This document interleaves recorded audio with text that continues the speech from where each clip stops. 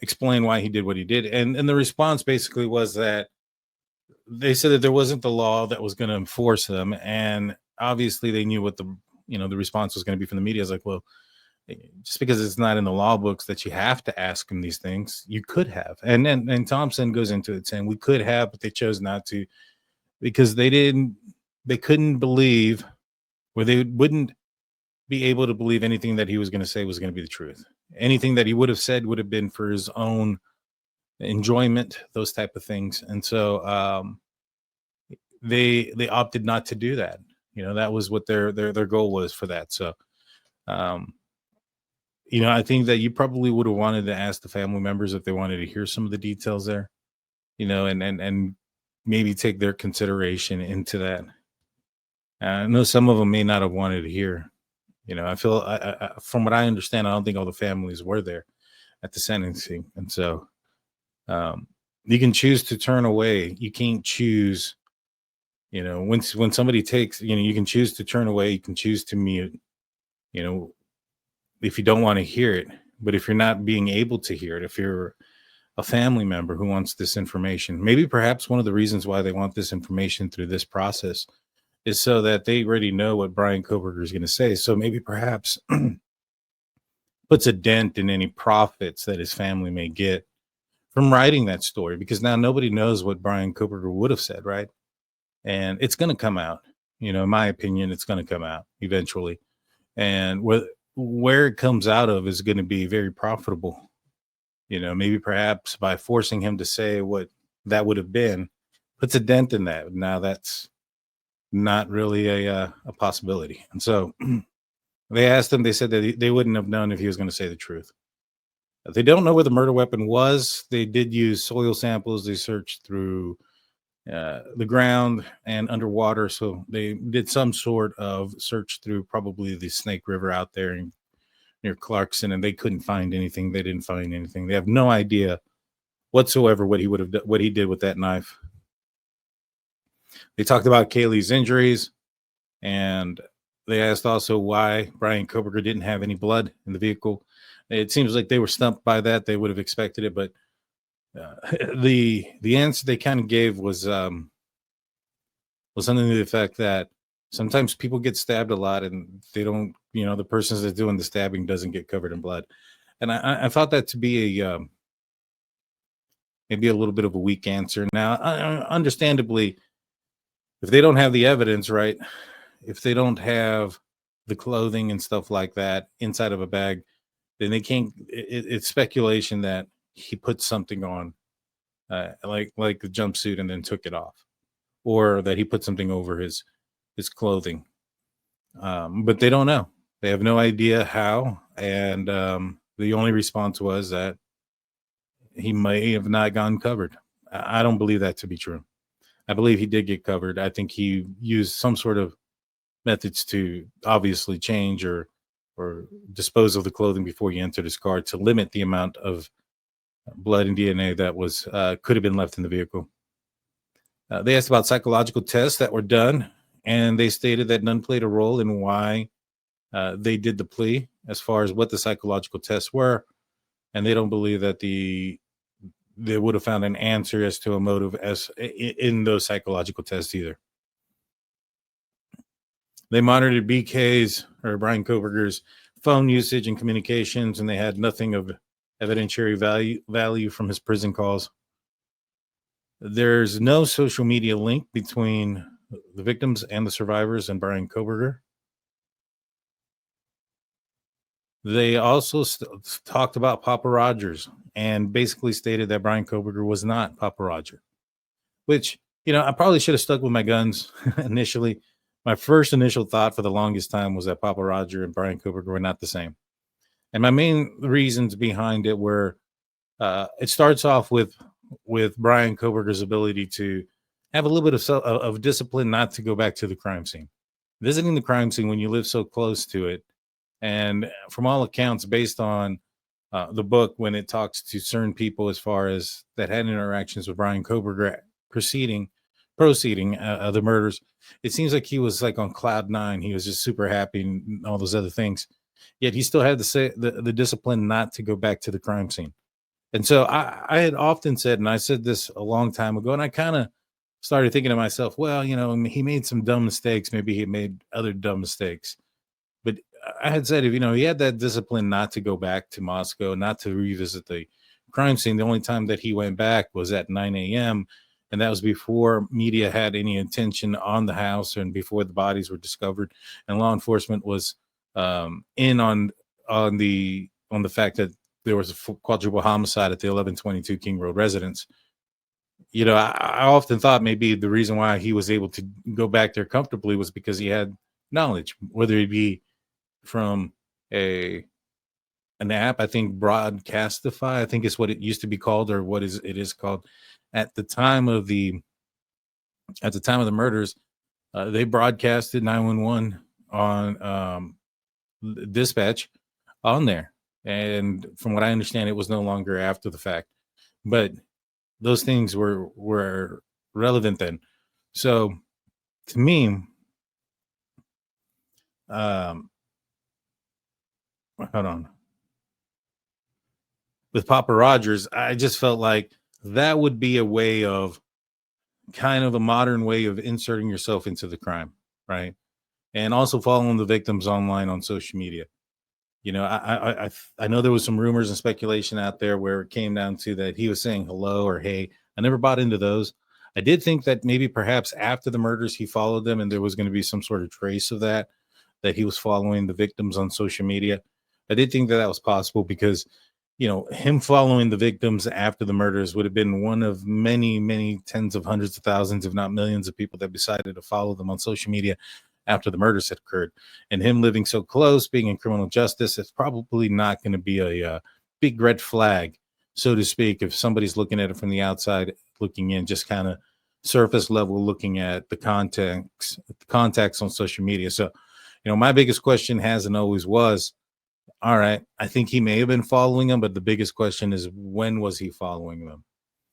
Now, it seems like they couldn't find that, but they go on to say that Bryan Kohberger had put in um, software that worked relatively effectively to delete much of his history and everything else that he had in between. And so his phone was continually wiped out. Now, I had gotten word that he had some sort of app on his phone that was still factory resetting his phone and doing things after his arrest. And, they didn't catch on to that, and they felt that they lost some evidence. Um, but that was because some of the apps and the things that he had put on his phone. I had mentioned this before. Well, it sounds like he put in some apps. He had some things that were deleting things for him. That's what was said here in the press conference. And so, uh, so that tells me that there may have been some sort of evidence at one point of him following, maybe not like officially following, like hitting the follow button on Instagram, but watching, visiting their page, looking at their pictures and those type of things. Those things may have possibly been a thing at some point, but they couldn't find it there. Now, when it comes to Papa Rogers, because I know some people might say, well, hey, maybe he was Papa Roger, but those things got deleted. I doubt it, because I'm not sure how much access Bryan Kohberger would have had with Facebook to have deleted and made sure that that doesn't come back to him in some form or fashion. Unless he sort of other device or something of that nature, then maybe it's on that, and we just don't know, and he outsmarted everybody. But it don't sound like he was Papa Roger. Alrighty. There are some new documents that they did drop. They talked about dropping documents. I've seen them. We're going to go through those documents in the next few days. But they do talk about Kaylee's injuries, and I will say they are pretty graphic. It says that her face was unrecognizable. Let's see. They have no motive, and they go into saying they don't need one. And then Bill Thompson says jurors can follow the law, and they would know that the law says that you don't require a motive. And I think that's a very old school way of thinking. I think, yeah, maybe perhaps back in the day when there was a lot of trust there between the public and law enforcement and things of that nature. And not saying there's not a lot of trust now, but I would say due to things like TV, CSI, and stuff like that. I think the bar has been raised as far as what it is that you need to get a conviction. You know, there's some other cases that had a lot of evidence in it, and yet the outcome went against what the evidence was for whatever reason. And so in today's day and age, especially because of those things and because of where the bar is raised, I think this is a naive way of thinking for the prosecution to say, oh, you know what? We don't need a motive. We don't need to present the possibility of what the motive was, who the target was, why they targeted the house, why they targeted anybody here and all. We don't need any of that. We're just going to say, hey, that's not part of the element of the crime. And the jury's going to understand that and look past that. I don't think that's accurate. I don't think that's accurate in today's day and age. And I feel that that was a very naive train of thought, in my opinion. All right, so let's see. He talked that hold on. So they talked about Bryan Kohberger and they asked, did he say anything during his arrest? And he's apparently had some small talk. And the Payne and the FBI officers that were assigned to this case did assist Payne. They showed up there in Pennsylvania, and that Bryan Kohberger kind of figured out things when they told him that they were from Idaho. So he kind of figured out what it is that they were there for, that they were Idaho detectives, which kind of goes back to the book where he goes, yeah, I know what you're talking about. I know what murders. I'm 10 miles from this. And so kind of a little bit of a slip there, right? Like, hey, I'm a Moscow police detective. Do you know why we're here? Yeah, of course I know why you're here. I'm 10 miles away from that. So, oh, okay. Like there could have been a lot of other things that have occurred in Moscow that they may want to talk to him about, but he was aware of it. Now it's obvious that they were homicide detectives, and it's probably obvious what they're there for. But you would still think if somebody who hadn't committed the crime would be like, I don't know why you want to talk to me, instead of, yeah, I know exactly why you're here. And I think that was the slip, and I think he realized he did it, and that's why he's like, I want to talk to a lawyer fairly quickly without getting any real information from law enforcement about what they had on him. And the reason I say that is because he was extremely motivated to get back to Idaho so that way he can see the probable cause affidavit, so he can see what it is that they had on him. LeBar, who was interviewed in the Idaho 4 book that we just read, referenced how motivated that Bryan Kohberger was to get back so that he could see what they had on him, and that he was very candid with him about that. My thoughts are that he was in that interview. He was going to try to see what it is that they had on him, and he really knew that he made a slip right away, and then he lawyered up. All righty. Sorry about that. Got to go to the next page. They asked about a possible second weapon. They said it's possible, but they don't believe there would have been one. They believe that it was just a K-bar knife. They have no. Well, first, I know that the Gonsalves family had spoken after the fact, or maybe it was during their hearing. I don't know. I haven't heard either one of them. Well, you know what? I'm lying. I heard the one outside. I heard the press conference outside. I heard what Steve's son had to say. But I also heard somewhere that there was the question of a second weapon. Now, I personally think that it's not a second weapon. I think it's the same weapon used in two different manners, meaning stabbing and then using the bottom end as a blunt force object, especially if you're like, trying to reach over somebody to get to the other person. All right. So let me know when you're ready there, doctor. Just give me the thumbs up. All right. Give me the thumbs up when you're ready. Let's see. They said that Bryan Kohberger's family did not give them any tips or evidentiary items, from the family. So the Moscow Police Department didn't receive any tips. I don't know if that means the FBI didn't receive a tips. I heard that the FBI had a tip from Bryan Kohberger's sister, but if that ends up not being the case, then that ends up not being the case. You know what I mean? But But it sounds like they did talk. They just didn't hand over any evidentiary items. Obviously, what they probably talked about more than anything was the K-bar knife, the purchase of it. When was it that he may have bought it? They would have had to have had some sort of idea. And in the documents, it alludes to the family, that it was purchased on the family account. So it being purchased on the family account kind of leads you to believe that that was what they told them. And so they didn't actually give them any items of evidentiary value. They did give them information. Let's see. They have no idea why Bryan Kohberger chose to plea.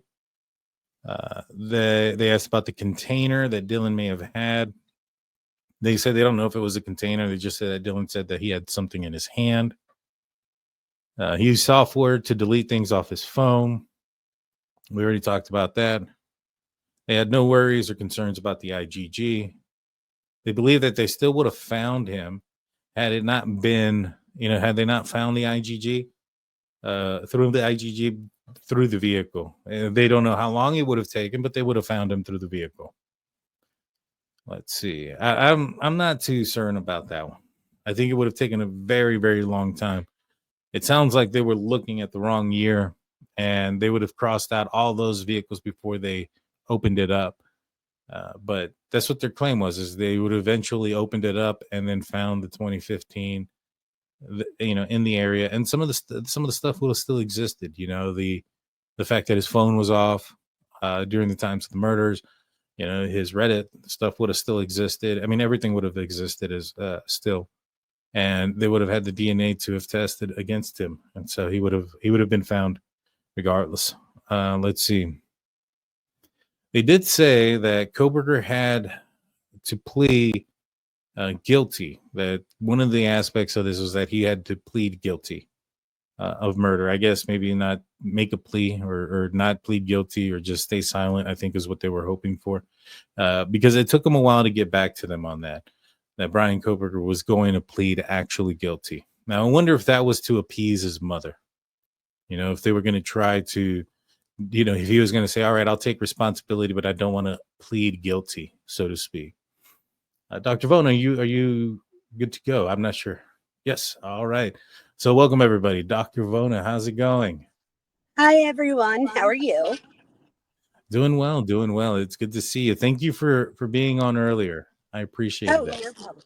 No problem. Sorry, I'm a few minutes late. Oh, it's okay. It's okay. I'm curious. Apparently the defense had reached out and they wanted to talk with, they wanted to do a plea, and they talked about a plea. One of the stipulations was that Bryan Kohberger had to plead guilty. It makes me think that maybe perhaps he was willing to take responsibility, but wasn't necessarily wanting to plead guilty per se. What do you think about that? I mean, if that ended up being the case, I think maybe it was to appease his mom. What do you think? I think it was to take back the narrative again and to because I think he was feeling out of control because the trial was about to come up. I'm sure that he might have made his mom feel like she had something to do with it, but I think that would be more for things like I need you for commissary and stuff, if you want me to be honest. Maybe you make a point there. Let's see. Real quick, I'm just kind of outlining some of the things that were in the press conference.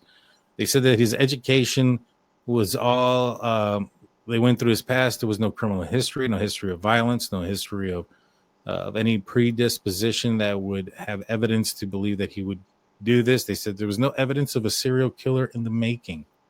I found that interesting when Bill Thompson said that, because it sounded like there was a lot of other girls who had their pictures on Bryan Kohberger's phone. A lot of these girls were in the Pullman, Washington, Moscow, Idaho area, and it sounds like he was in the market for another K-bar knife, and that he was still continuing his search on Ted Bundy, to include cosplaying as Ted Bundy, putting on the sweatshirt. Do you think that's what do you think about his response when we know what else he had, as far as him possibly not being the serial killer in the making? I think the prosecutor should stay the prosecutor and leave that stuff up to people like psychologists, right? Because I think one of the amazing things about someone who might be a serial killer in the making is that you wouldn't recognize that they're a serial killer in the making because they're a master at masking that behavior. They know what's socially acceptable and what's not. So they're antisocial is anti-society. So they know what's acceptable and what's not. It's more about whether they're going to abide by that or not, or whether they think that they have to. What do you think about the fact that they were unwilling to ask him what, why and what he did with the weapon? Because I mean, Steve spoke afterwards and he said, "Yeah, I understand that.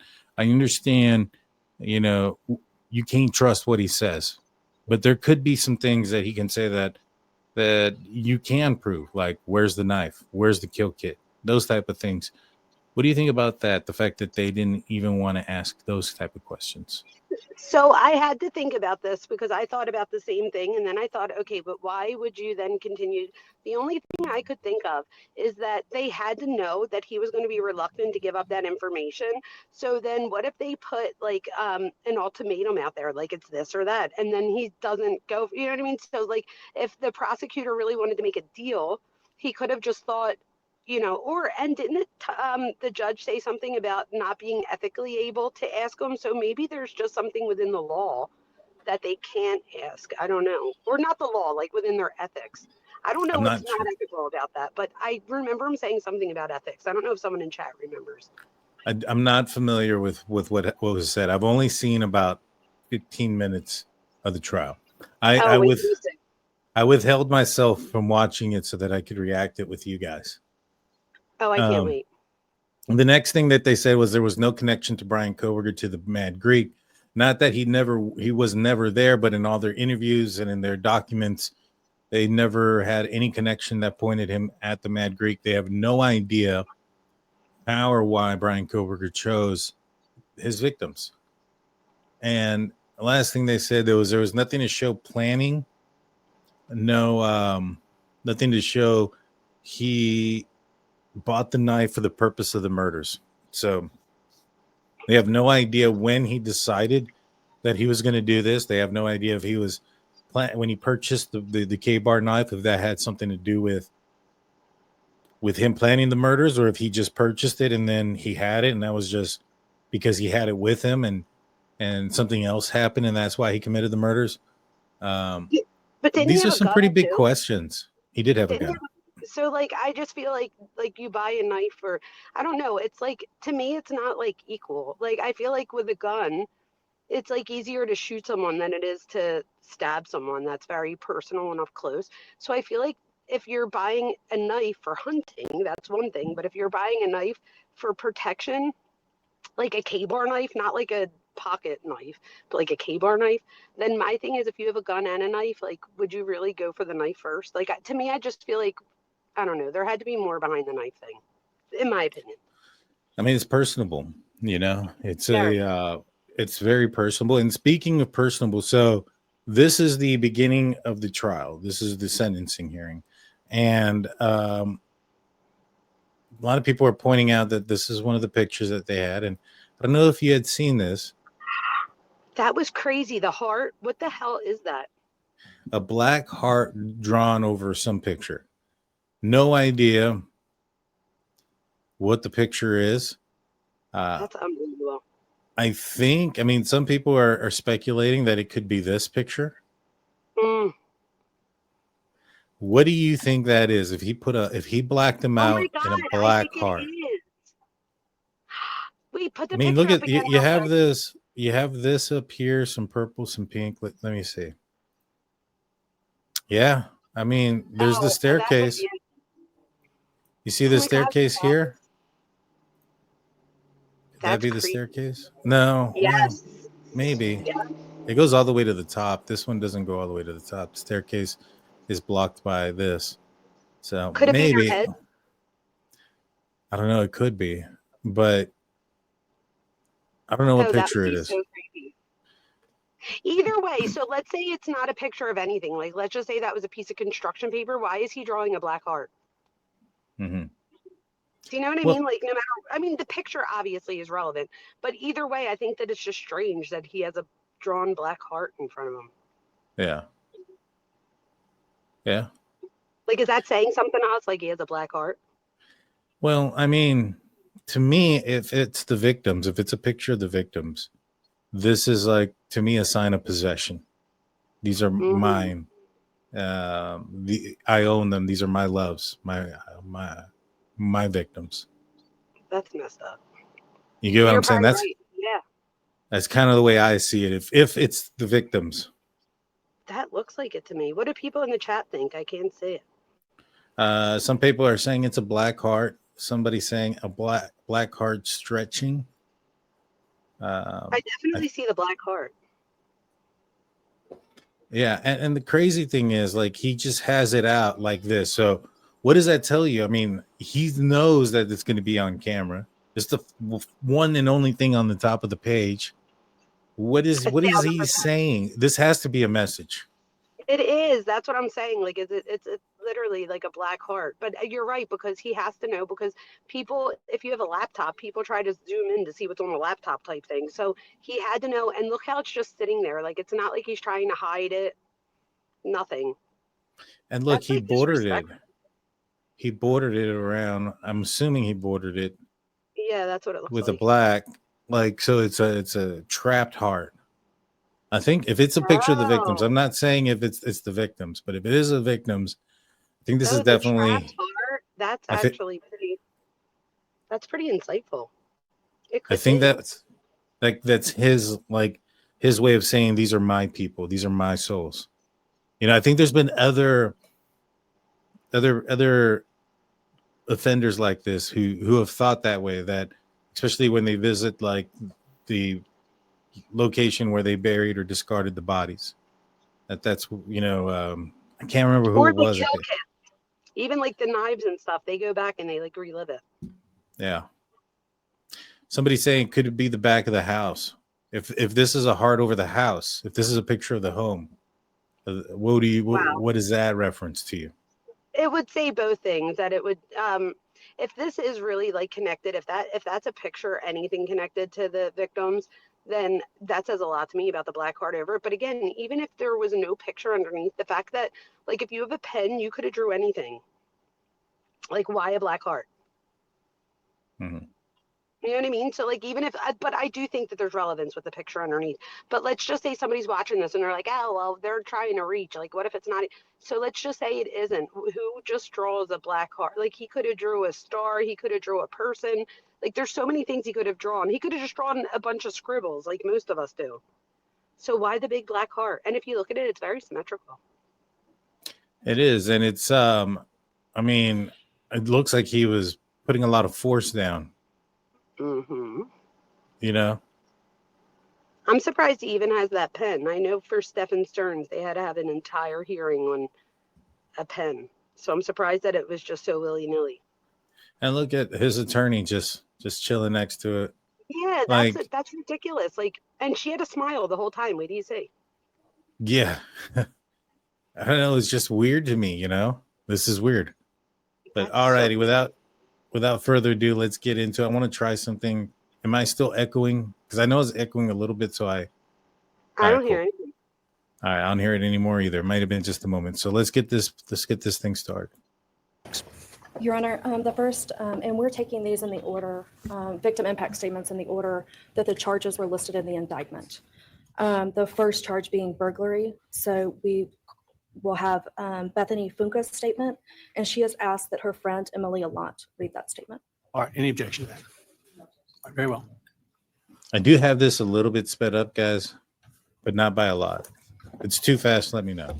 Thank you, Your Honor. I'll be speaking on behalf of Bethany, and so, yeah, here it reads. My name is Bethany Funk, and I was roommates with Maddie, Kaylee, Xana, and Ethan. I not only lost some of my best friends, but I also lost a sister. Never in a million years would I have thought that something like this would have happened to my closest friends. I thought that we were going to wake up and go upstairs, see them, and tell them how they had scared us, and that they were going to tease us about how we were constantly scaredy cats. I make jokes about it as we would go to Taco Bell like always.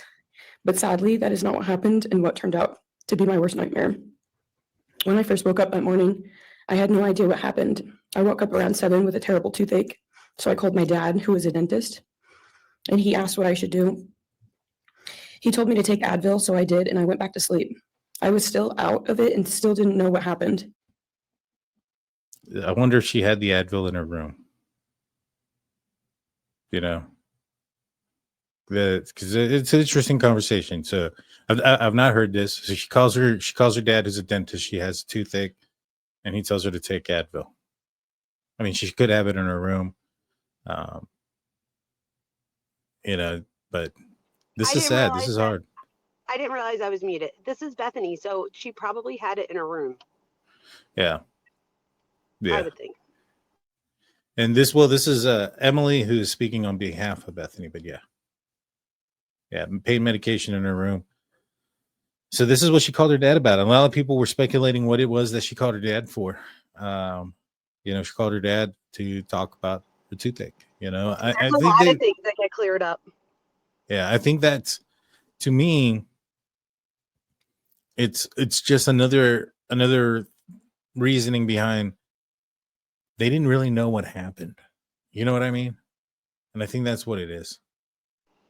And Steve even called it. He said that they would play jokes all the time. Yeah. Well, somebody had broke into the friend's car next door and threw all the panties and stuff in the street. I don't know if you remember that. And so, no, those things happen. But yeah, it's not so odd to have the medicine in the room. But yeah, no, you're right. No, I of course would have called 911 right away. I still carry so much regret and guilt for not knowing what had happened and not calling right away, even though I understand it wouldn't have changed anything, not even if the paramedics had been right outside the door.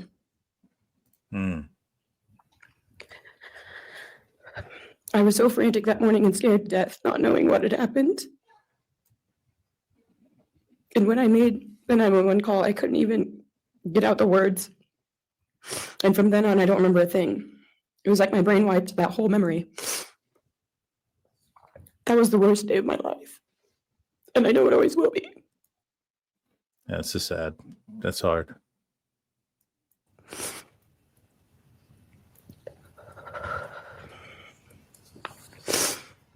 While I was still in shock, trying to process the fact that my friends were truly gone, I had been attacked by the public. I was grieving, numb, and unsure of what had happened was even real. And at the same time, I was getting flooded with death threats and hateful messages from people who did not know me at all or know the dynamic of our friendship. Social media made it so much worse, and strangers made up stories to entertain themselves. The media harassed not just me, but also my family. People showed up at our house. They called my phone, my parents' phones, other family members' phones, and we were chased while I was still trying to survive emotionally and grieve the loss of my friends. I hated and still hate that they are gone, but for some reason, I am still here and I got to live. I still think about this every day. Why me? That's survivor's guilt. That's just going through. 1,000%, and PTSD probably. Yeah, a lot of PTSD, survivor's guilt. You know, I don't see any emotion on Bryan Kohberger's face. None. No, He looks not bored now. in some instances. He looks bored. It's unbelievable. Oh. It's just one note. I mean, what do you think about him wearing orange? I think it's fitting. amazing. Yeah. It's so good. Yeah, he should have been wearing that this entire time. To be honest with you. Why did I get to live and not them? For the longest time, I could not even look at their families without feeling sick with guilt. I did not know what to say or what to do. I was terrified that my presence just made their pain worse. And I was still here when their kid, their siblings, and their friends, their loved ones should have been here instead. After everything happened, I was afraid to go into my own backyard or alone in my house. I was scared that the person who did this would come for me next. I was always scared that the media would try to catch me at any moment of any day, even when I was just walking around my house. I made my parents close all the blinds during the day so no one could see me even in the slightest chance. I barely left the house, and when I did, I made sure I was never alone. I slept in my parents' room for almost a year. I made them double lock every door, set an alarm, and still check everywhere in the room just in case someone was hiding. And I still check my room every night before, and I double lock it. I have not slept through a single night since this happened. I constantly wake up in panics, terrified. Someone is breaking in, or someone is here to hurt me, or I'm about to lose someone else that I love. The fear never really leaves.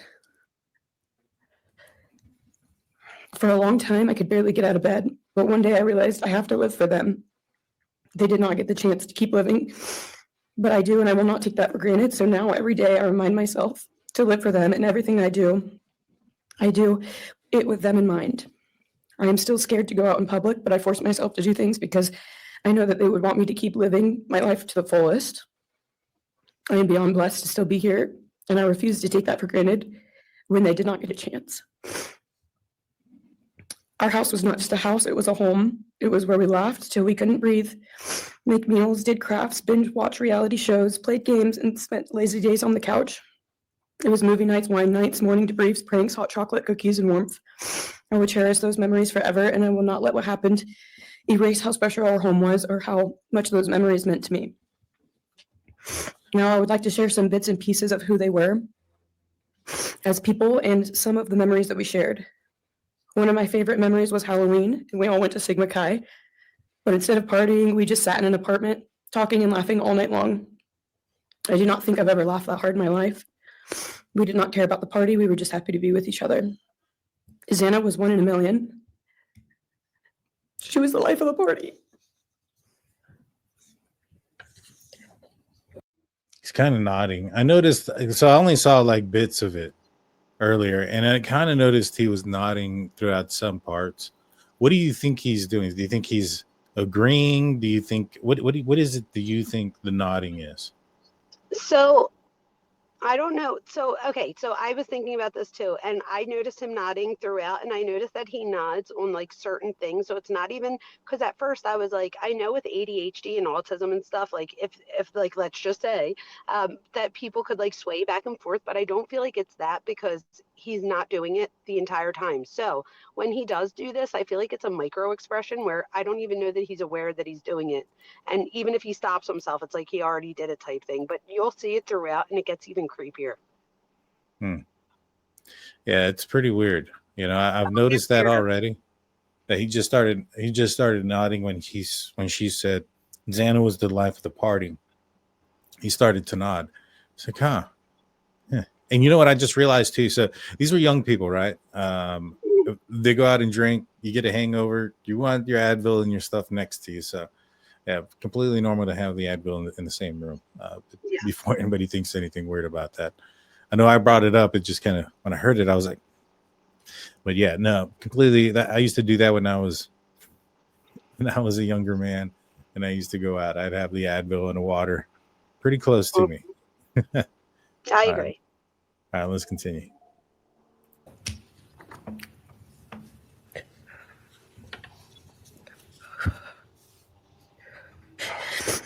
But she was also the kindest and funniest person I knew. Everyone loved her because she made everyone feel so loved. She was just someone you always wanted to be around, no matter the circumstance. One of my favorite days with Xana was when she laid on the couch. When we laid on the couch together all day, watching movies and snacking. Or when she, Maddie, and I would go and get margaritas, chips, and salsa. She would also light up a room with her presence alone. Kaylee had the most beautiful, radiant smile. And she was so kind, but also one of the funniest people I've ever known. She loved playing little pranks. She always had us laughing so hard that we could not breathe. She was so full of energy and life. I really believe that she could have ruled the world if she wanted to, and she would have been America's sweetheart. Ethan was the sweetest, most genuine guy. He was always smiling and always making other people smile too. Ethan was the kind of person you wanted around. He was so kind and easy to talk to and just so fun. And the way he cared for Xana was truly something to admire. And really was proof that storybook love. I wish I could zoom in, but he's like doing something with his mouth. He clenches his jaw a lot. What is that? What does that tell you? He'll like flare his nostrils. That it's affecting him in some way. I don't know that it's affecting him the way that it would affect any of us, but that if any of the words are getting to him, it would be the ones where in my opinion, where you would see that. Although I'm not a body language expert, so I would ask somebody He's, else if they're in chat and they know better. Let me know if I'm wrong on that. he's blinking hard too at certain parts where he's like really blinking. I wonder if that's like nervousness, because there's other parts where he doesn't blink at all. It's so weird. Wait till you see his body language. Do you think he might be not necessarily remorseful for what he did, but doesn't want his mom to hear about this? No, I don't. No, I don't even think. I think if anything, it's probably more of a selfish thing. Unfortunately, I don't think he's feeling anything here except for himself. I think that you're going to see with Olivia's speech that, or her impact statement, that she gets the assignment that all of these stories are great. And it's great for all of us to hear and for us to, humanize the victims and stuff like that. But it's not getting to him, in my opinion, emotionally. So I don't think that it's making him feel remorseful or anything. And you'll see that, like, he like lights up a little bit when they're talking about him, and then when they talk about stories about other things, he starts to look bored again. Like, you're going to see he's starting to look bored to me already. Interesting. Well, let's see. And true romances really do exist. It was not only obvious to me, but everyone that was around Ethan and Dana that they were absolute soulmates. Maddie was not only one of my best friends. Did he roll his eyes? I'm going to have, when I get home, I'm going to have to blow it up and like look at just his face. Can you see that close? I'm on my I wish cell I could phone. zoom in. It seems like he rolled his eyes, or maybe he's just looking around. Guy. He was always smiling and always making other people smile too. Ethan was the kind of person you wanted around. He was so kind and easy to talk to and just so fun. And the way he cared for Xana was truly something to admire. And really was proof that storybook love and true romances really do exist. It was not only obvious to me, but everyone that was around Ethan and Xana that they were absolute soulmates. Maddie was not only one of my best friends, but she was the older sister I would have always wanted. Maybe he just looks away, but he looks off to his left. And, Yeah, it could be. Huh. I can't wait Interesting. to blow that up later and look real good. Yeah, he may be rolling his eyes. I'm not sure. It looks like he could be. Huh. I just took a screenshot and I'm going to blow it up and I'll let you know. Like it was, it does. it's and it was talking about true love and soulmate. What does that say? Like he doesn't buy it, he doesn't believe in those type of things. Well, If that's him, either that or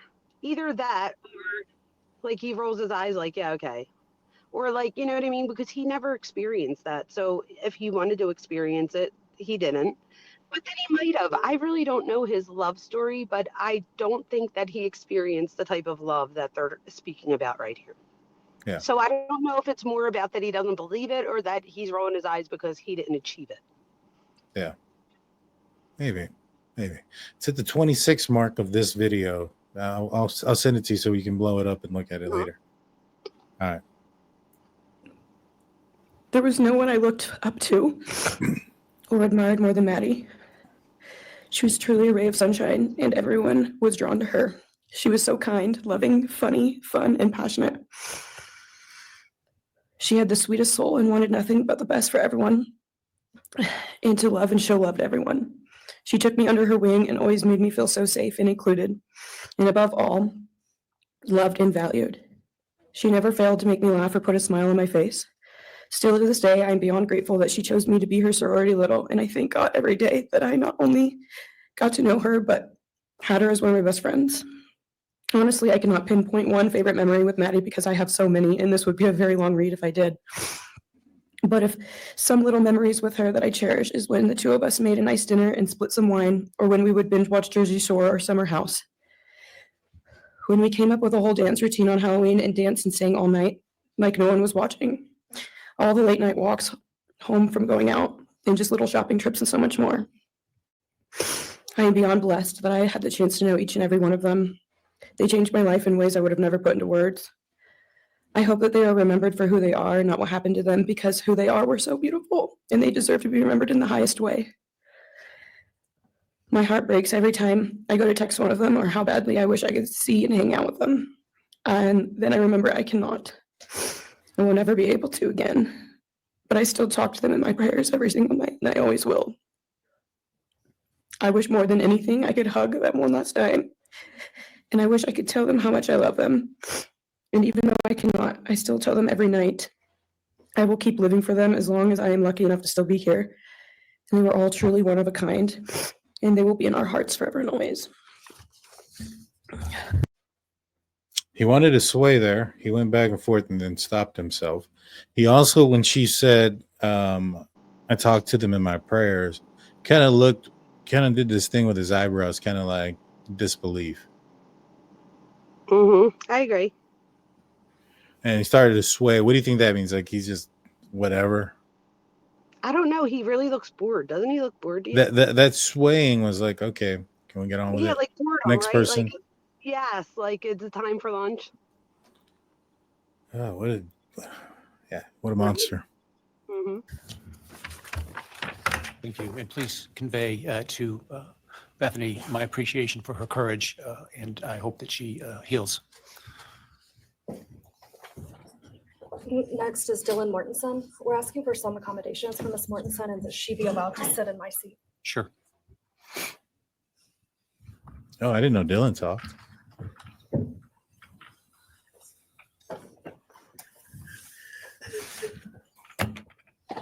Oh, my God. Dylan, just take your time, all right? Poor girl.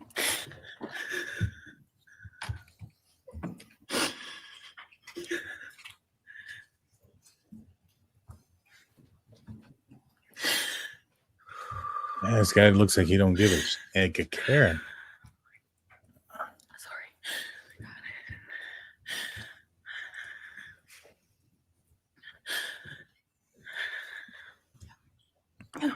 This is sad. Thank you, Your Honor. What happened that night changed everything. Because of him, four beautiful, genuine, compassionate people were taken from this world for no reason.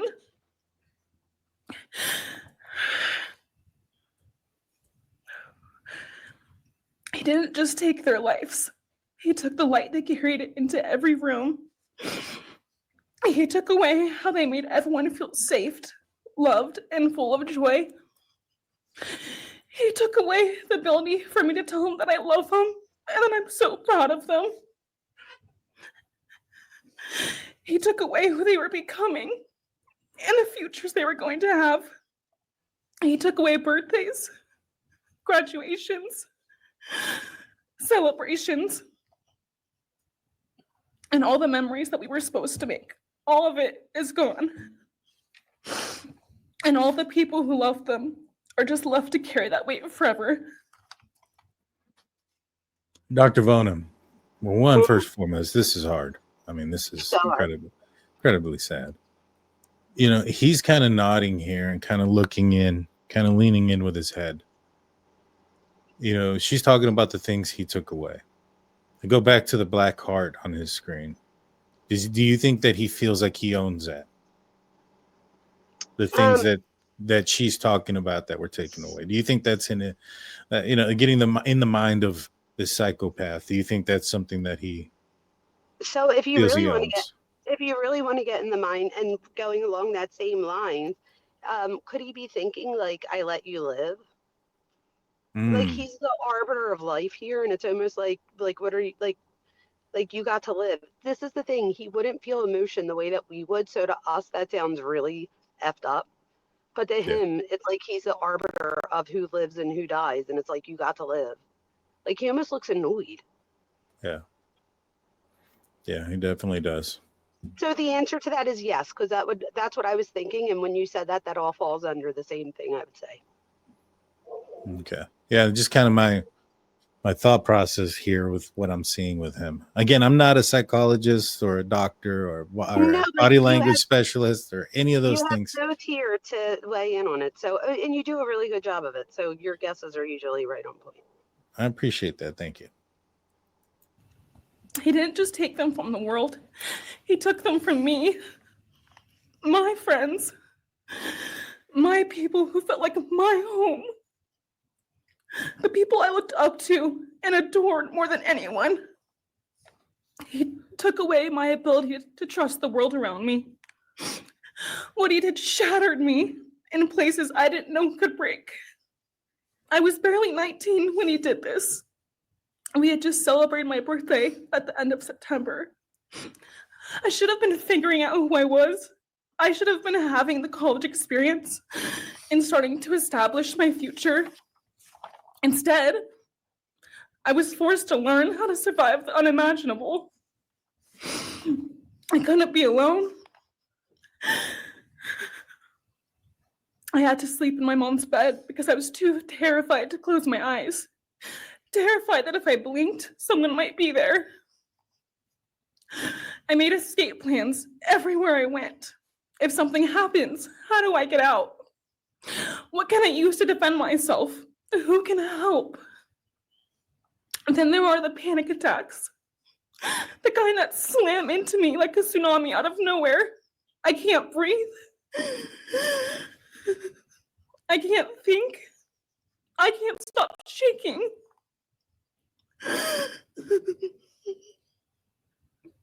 All I can do is scream because the emotional pain and the grief is too much to handle.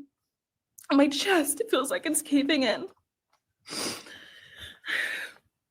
Sometimes I drop to the floor with my heart racing, convinced something is very wrong.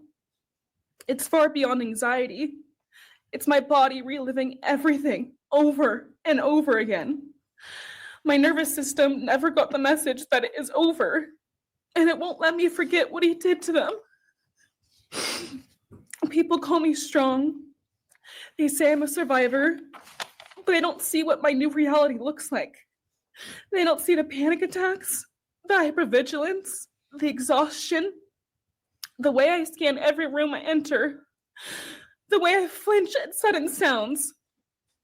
They don't know how heavy it is to carry so much pain and still be expected to keep going, and that's because of him.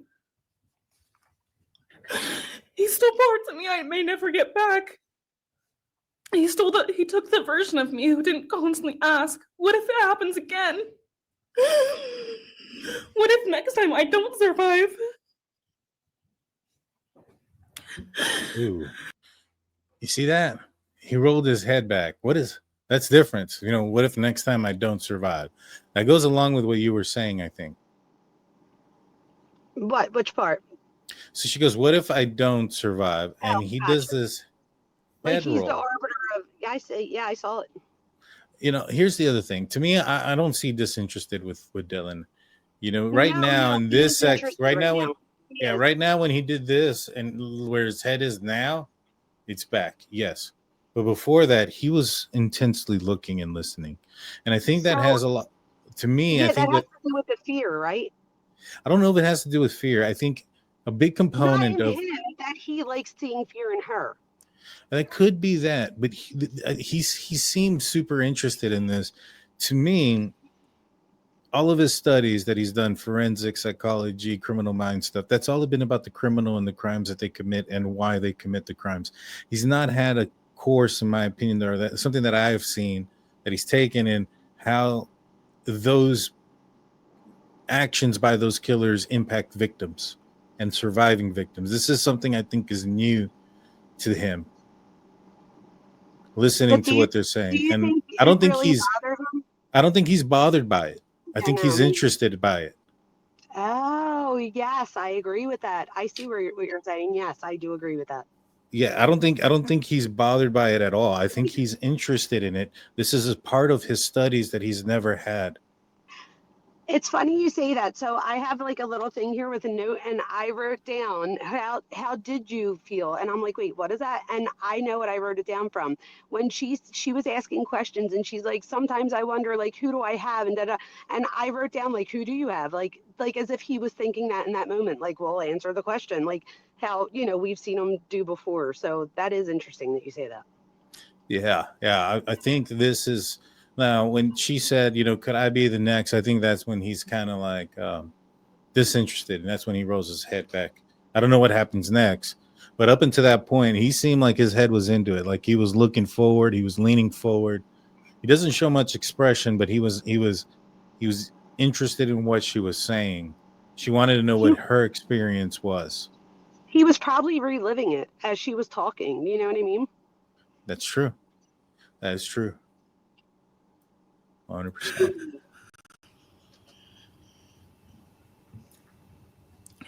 Looks like he's smiling there. He may have shattered parts of me, but I'm still putting myself back together. Piece by piece, I'm learning how to live in this new version of life. It is not easy. It hurts, but I'm still trying. Still trying, and I'm not trying just for me. I'm trying for them, my friends. About a year ago, I had a dream about them. I got to say goodbye. I told them I won't be able to see you again, so I need to tell you goodbye. They all kept asking why, and all I could say was, I can't tell you, but I have to. When I woke up, I felt shattered and heartbroken, but also strangely grateful. Like maybe in some way that dream gave us the goodbye we never got. Still, no dream can replace them, and no goodbye will ever feel finished. He is a hollow vessel, something less than human. A body without empathy, without remorse. He chose destruction. He chose evil. He feels nothing. He tried to take everything from me. My friends, my safety, my identity, my future.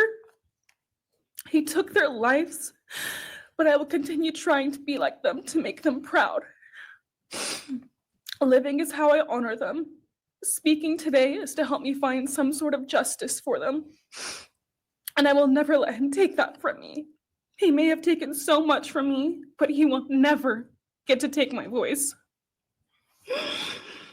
He will never take the memories I had with them.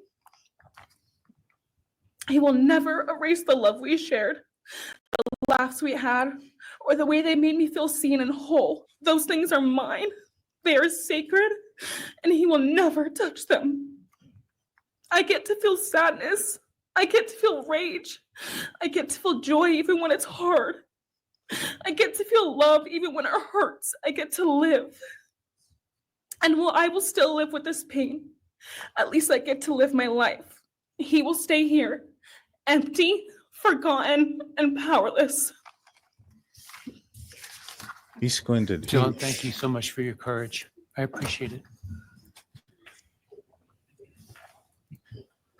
He like, I don't know. He just kind of did this weird face about that with the empty and powerless Powerless. aspect. Yes. Like, nah. Next, we have members of the Madison Mogan family. Yeah, man. First would be Scott Laramie. Real quick, Daniel, Mogan. before you go into Madison Mogan, I wrote down a note real quick. She Go ahead. says, can I just tell you? She says that. She says, can I just tell you in her dream? And she says, I can't. Do you guys remember on the 911 call when she's like, can I just tell you what happened at 4 a.m. and they don't let her? Yeah. That's literal PTSD. Hmm. Like what she's describing is PTSD. She's reliving that same feeling just in a different way in her dream. The other thing I wrote was, she says he stole my identity, and something about being seen. You guys, back to the very beginning, my very first video, do they see me now? And I said that he now unfortunately has found an identity through them. So I feel like she just validated those things. What an Yeah, ass. he did say, he did make a gesture when he says, like, you know, you're powerless, and I think he even nods like, you took this, but you're not going to take my voice. And he does another gesture too. You know, when he says that, he's like, he kind of goes like that, like, Oh, with his mouth. Wait till you see he starts doing this thing with his mouth where he's like, you'll see he winds up like curling his lips a lot. Jane C comes in with 199 saying, you can see BK's reaction so much better at 3 times speed. He's moving super slow, I guess. A couple of things real quick. He was spotted at U of I campus. He could have seen them there or at Winco's. That's a possibility. Xana was stabbed 50 times according to the Moscow documents. Yeah, they go into how many times they were stabbed. I don't know if you've seen or not, but Moscow's released a lot of documents. I've already downloaded all of them. I've gone through some of them. You know what they say about Kaylee's, she was unrecognizable based on the injuries that she had. It's just so sad. All righty, so they're going to bring in Maddie's family. Let's hear this.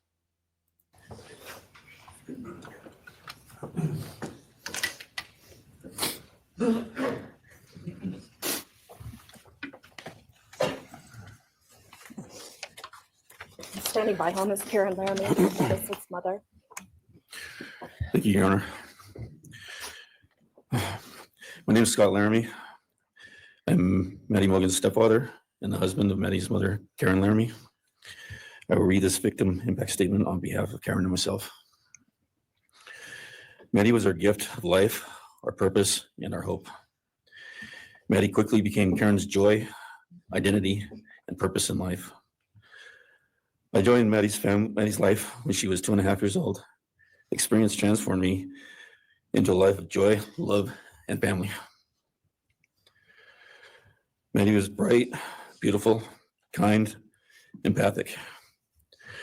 She listened carefully to others and was observant, seeing and caring about the hearts and the minds of all she encountered. She loved music and music festivals. She had a wonderful sense of humor. She excelled in school.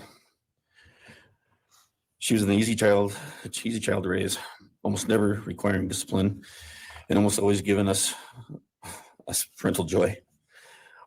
One time Karen remembers disciplining Maddie as a little girl. Maddie responded, "You broke my heart," which of course melted ours. She had a keen wit, even at that young age. As she transitioned into teenage years, she prioritized us and extended family over many of the distractions that capture teenagers. She showered us with her presence and love at family events, barbecues, picnics, birthdays, holidays, and others. She spent countless hours with her papa, her Uncle David, Aunt Nadine, and her other close family and friends. This world was a better place with her in it.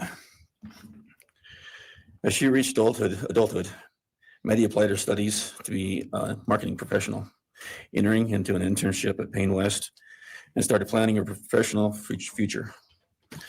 As with all things, she involved Karen and myself in the joy of her journey. As she transitioned into womanhood, Karen and I continued to be astounded at this wonderful and accomplished person we had created. All parents dream of their children accomplishing more than them. We realized this dream. All we had not become, she was becoming. Karen and I are ordinary people, but we lived extraordinary lives because we had Maddie. Maddie was taken senselessly and brutally in a sudden act of evil. She was taken along with the young, promising, and bright lives of Kaylee, Xana, and Ethan. First, we felt disbelief. Next, we felt disorientation. Then we felt grief overcome us. Our grief is compounded even more for the Goncalves, Kernodle, and Chapin families. We speak of hope and healing, and we do have hope and some healing. But the vast emotional wound will never fully heal. Since Maddie's loss, there's emptiness in our hearts, home, and family, an endless void. After losing her mother in a car crash, Karen took to grieve. Karen took years to grieve and recover. The feeling that her life with Maddie and they was perfect helped her to start to heal. Now, this is no longer perfect. After Maddie's loss, Karen felt like she was spinning out emotionally collapsing into anxiety and depression. She sometimes asks, "How am I supposed to go on when I've lost my favorite person in the world?" I felt the same, and we continue to struggle. The loss of Maddie has impacted so many beyond our family. Her second family is her sorority sisters who grieve alongside us. She has so many close friends who suffer from her loss. We will continue to be, her loss will continue to be felt by the Vandal community, including Vandal Solutions on campus, where she volunteered her time for others.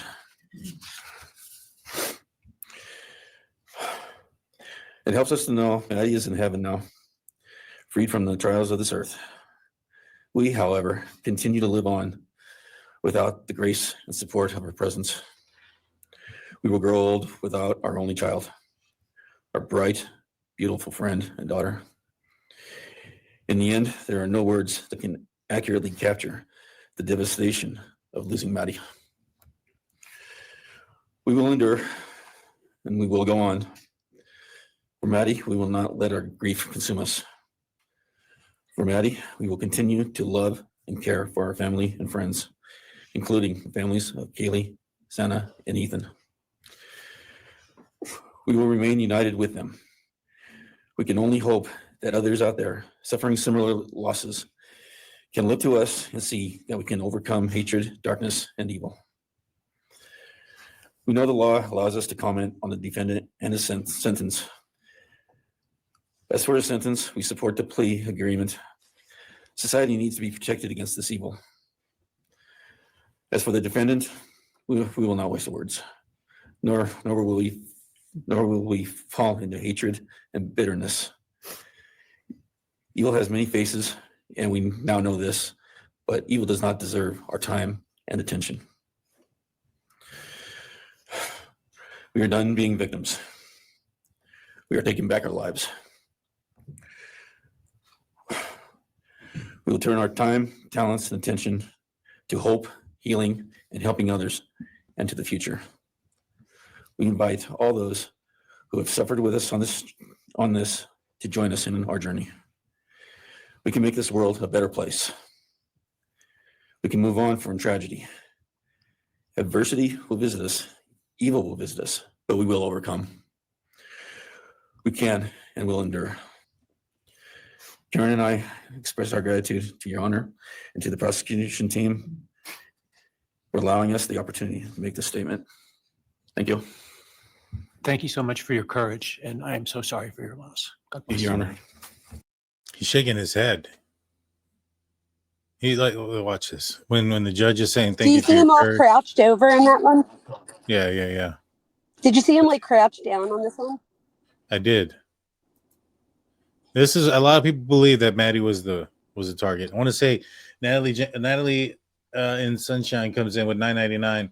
I'd love to hear Ann Taylor's side of the past 2.5 years. Wonder how she feels now. I mean,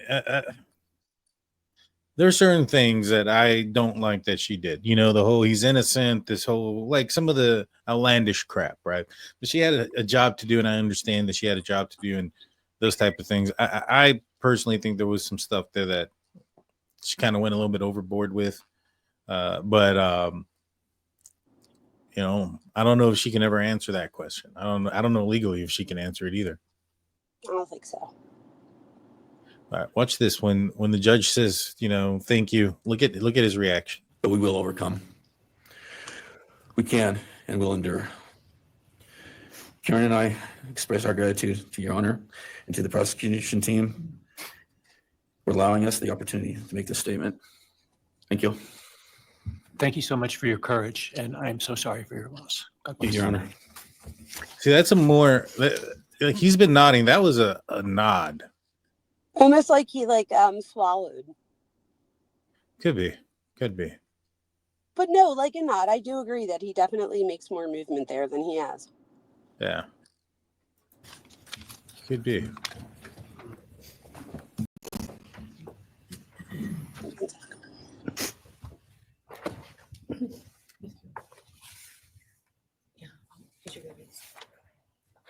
Your Honor, this is Leander James. He's the attorney for the Mogan family and victim advocate.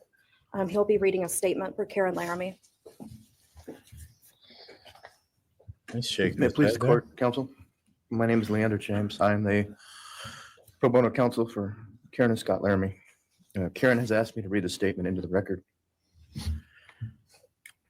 I thank my husband, Scott, for his statement, his courage, and his unending love and support during this dark time.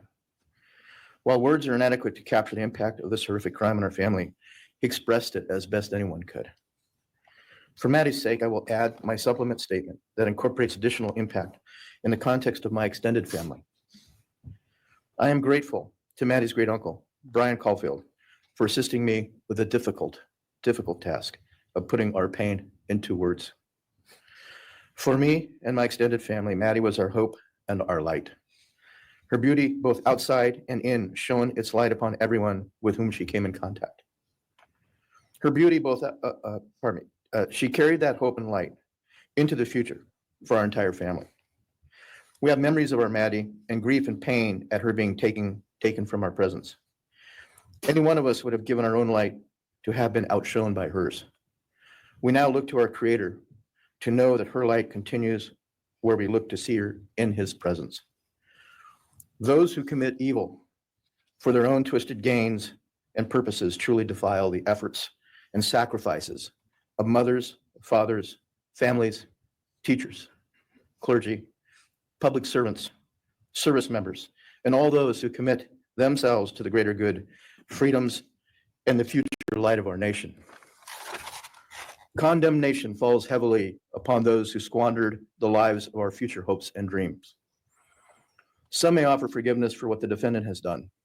However, we cannot at this time, or perhaps ever, nor will we ask for mercy for what he has done. His acts are too heinous. The agony and grief he has caused, too great. But we will waste no further words or thoughts on him. For Maddie's sake, we will move on. We will do our best to carry Maddie's light into this world and make it a better place. I thank the court and the prosecution for allowing me the opportunity to make my statement. And I thank all and the families of Kaylee, Xana, and Ethan. Thank you. Thank you. Thank you, Mrs. Laramie. Appreciate it.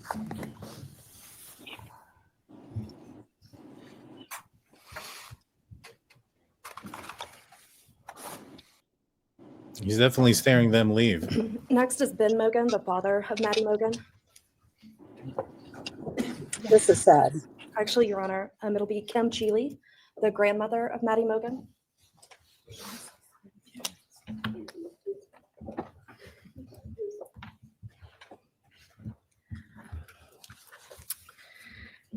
My name is Kim Cheeley. I was Maddie Mogan's paternal grandmother, as Ben Mogan, her father, is my son. I'm here today with my sister Lori Cheeley, Maddie's great aunt, and my son Ben Mogan, and my daughter-in-law Corey Hatrock. I'd like to begin by thanking a number of people involved in bringing this case to closure. In my daughter's words, the plea deal the prosecution team reached this month is one that punishes the perpetrator of this horrendous crime, protects the public from further harm, and allows all of us who knew and loved these kids the time to grieve without the anxiety of the long and gruesome trial, the years of appeals, and potential for mistrials along the way. My family and I are so grateful to Bill Thompson and his prosecution team for their dedication and painstaking work that forced the perpetrator to admit his guilt. We want to thank the Idaho State Police, the Moscow Police Department, the FBI, and Judge Hippler. We'd also like to thank the University of Idaho officials who have treated the families of the victims with such dignity and kindness, and who have honored the 4 victims beautifully. Maddie was my first grandchild, so when she was born, all her grandparents had the distinct pleasure of deciding what we'd like to be called. I chose Nana, pretty original. But when Maddie was about 1.5 years old, her papa, Ben's dad, and I were planning to visit the new little family in Oregon. Maddie didn't have an extensive vocabulary at the time, but for some unknown reason, she called bananas ba-deedle-deedles. When Karen and Ben told her Nana was coming to visit, she figured, I say deedle-deedle for that word. So I became deedle-deedle. shortened to Deedle when she was about 6 or 7, and I was Deedle all her life. I don't think her stepdad, Scotty, ever knew my given name was Kim. Maddie's and my birthdays were one day apart, and a couple years before she was killed, she gave me this necklace with Deedle and Maddie engraved on it. And Okay, so no emotion, even when there's some positive things. People are laughing in the courtroom based on the words that that Maddie used to call her Deedle. He doesn't. He looks kind of agitated in certain parts. Well, he's disinterested here because this is about everybody but him. That's true. He kind of Like, did get lean back in to a the little part bit with the about- necklace thing. Mm. And she goes, "This is a necklace." Kind of leaned in a little bit, but that could be nothing. It could be something. It could be nothing. But yeah, no emotion. Even when things are a little bit lighter. No, because it's not about him. That's true. That's true. Great. Good answer. added an angel wing, and it's one of my treasured possessions. I also got an angel wing tattoo. Never thought I'd see the day, but along with many members of our family, replicating the one that Maddie and her sorority sisters had, I wanted mine where I could see and touch it often. From preschool through grade school, I stopped teaching piano lessons early on Wednesdays and picked Maddie up for bubble baths, brownies, and books. It was our special time together, and she went home those nights in her jammies with a pan of warm brownies for her family. Although Karen and Scotty raised Maddie and did such a lovely job of parenting, we Mogans were lucky to have her for holidays and many other family gatherings. We'll always have our treasured memories of Maddie growing up in our big extended cooperative family. And I thank Karen and Scotty Laramie for being so generous and open and sharing Maddie with her Mogan side of the family. When the 4 kids were murdered, the foundation fell out of our world. I'm gonna replay that, and I wanted, because this is one thing that I did notice during the live. This is one of the things I saw. I saw this part. That's a little bit too far. When she said when the 4 kids were murdered, look at his eyes. I saw a huge blink and kept his eyes closed for a second, and then he opened them. Family. And I thank Karen and Scotty Laramie for being so generous and open and sharing Maddie with her Mogan side of the family. When the 4 kids were murdered, the foundation fell out of our world. Like a little bit of a hesitant blink. What do you think he's thinking about what he did in that moment? He was probably daydreaming, and he's like, 4 people were murdered. Like, they're talking about me again. Like, time to listen. Yeah. That's pretty close. Initially, the fear was truly debilitating. The first 6 weeks were excruciating. Despite the vigils, memorials, candlelight gatherings of students, friends, family, community members.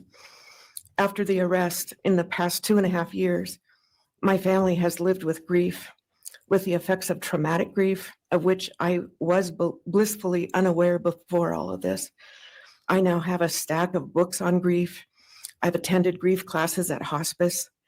I've tried EMDR, a technique that helps replace disturbing visions with something more comforting. My son, Ben, his 2 sisters, Maddie's aunts, and I have all experienced depression and anxiety and sleep disturbance, requiring medical intervention at times. We've all sought counseling off and on. The struggle with media attention was extremely difficult, especially for Ben. No one should live through the violent murder of one's child. Some days it's beyond me how the parents of these kids are still upright. I'm thankful for the strong families and communities that are supporting the survivors. At the time, I could think of only 2 blessings surrounding the horrific murders. One was that Ben was living with my partner Tom and me at the time, and that we could support each other emotionally through it all. Sadly, Tom died a year ago of a rare brain cancer, and he won't be here to see justice served.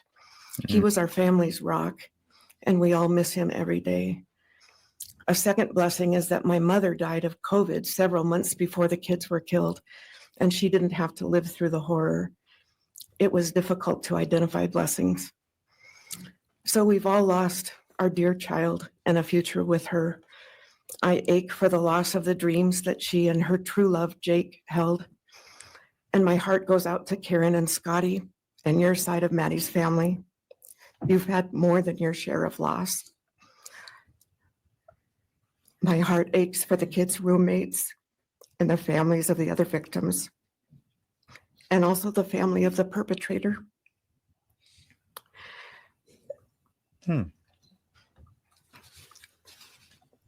Going forward, we He kind of blinks his eyes a little bit, and then he kind of, I don't know. I mean, he's not making a lot of facial expressions, but almost a confused look with his face. Right? Like as if he wasn't ready to hear that. Yeah, he wasn't ready to hear somebody say something about his family. I didn't hear that part earlier. Interesting. Americans are choosing to put our energy and focus into honoring Maddie's too short life and sweet spirit by celebrating Maddie May Day, which my two daughters established. On May 25th each year, Maddie's birthday, we encourage folks to do random acts of kindness in Maddie's name. In my daughter Katie's words, may we all protect our peace in whatever way possible, unite in community, and focus on joy. Please do an act in kindness in Maddie's honor during this week, so a glimmer of Maddie's light may live on. Thank you. Thank you, and appreciate your courage, and bless you and your family. Thank you. Now it's Ben Mogan, Maddie Mogan's father.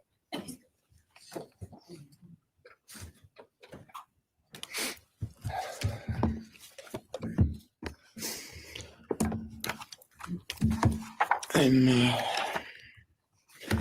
Benjamin Mogan. I'm Maddie's dad. And first, I just want to say thanks to all the people that helped bring this all to a close. I know it's not the resolution that everyone wanted, but I think that that everyone worked so hard, and we really appreciate all their efforts. It was such a hard thing to go through for everybody.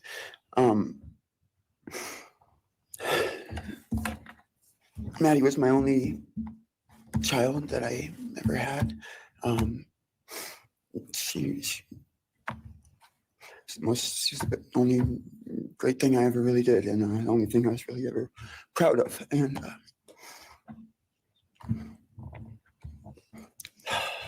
I thought we would have the rest of our lives together to be together and know each other, and I took for granted the times she was in college, and I thought, oh well, we'll have the rest of our lives to do all the stuff that we're supposed to do, and she was just about done.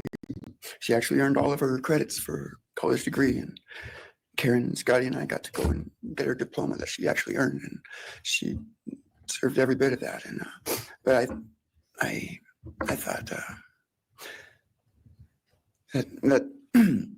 that was going to be just the beginning of a long life together, and we never got that.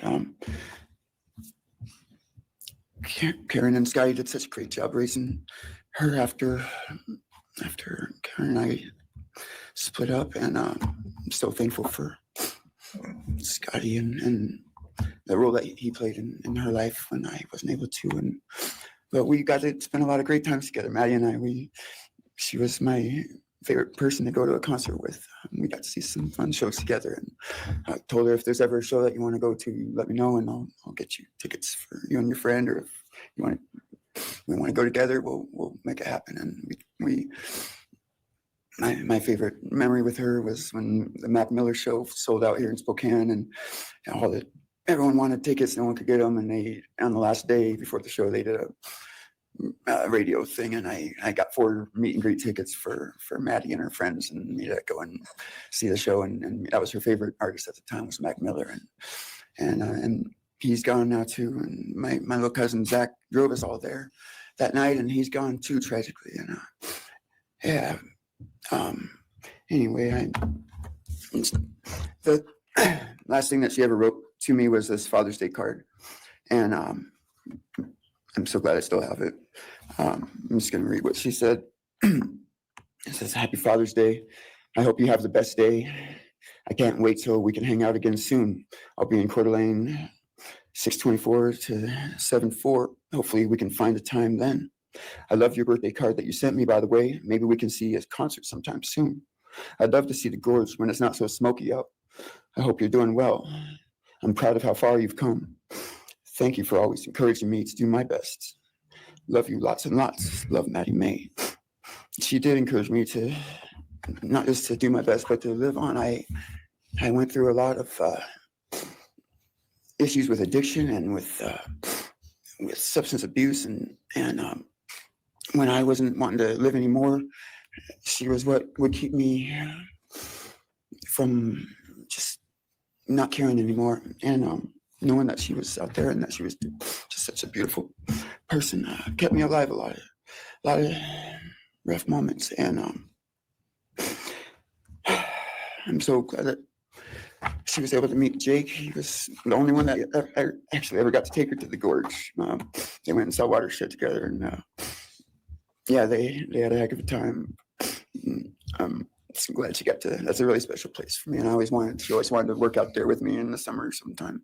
And she never got to, but at least she got to see it once with Jake. He was such a great guy. He is such a great guy, and I really wanted to see what a future with them would have looked like.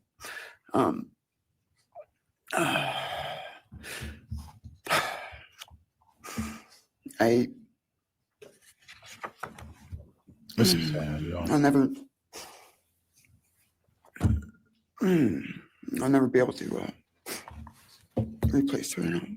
I wrote a bunch of stuff. I just don't know what to say right now. I just miss her so much, and I just suffer more than anything. And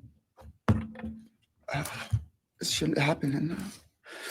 And a death sentence is one thing. When it's going to happen, and it's going to be all gentle and stuff. But, life without parole, with a building full of people that all just want you to not be around anymore, and winking at every morning, not knowing if that's the day they're going to pull your card. I mean, it's not a very nice sentence either. So, I don't know. I just love you, Maddie. I wish you were still here. Thank you so much.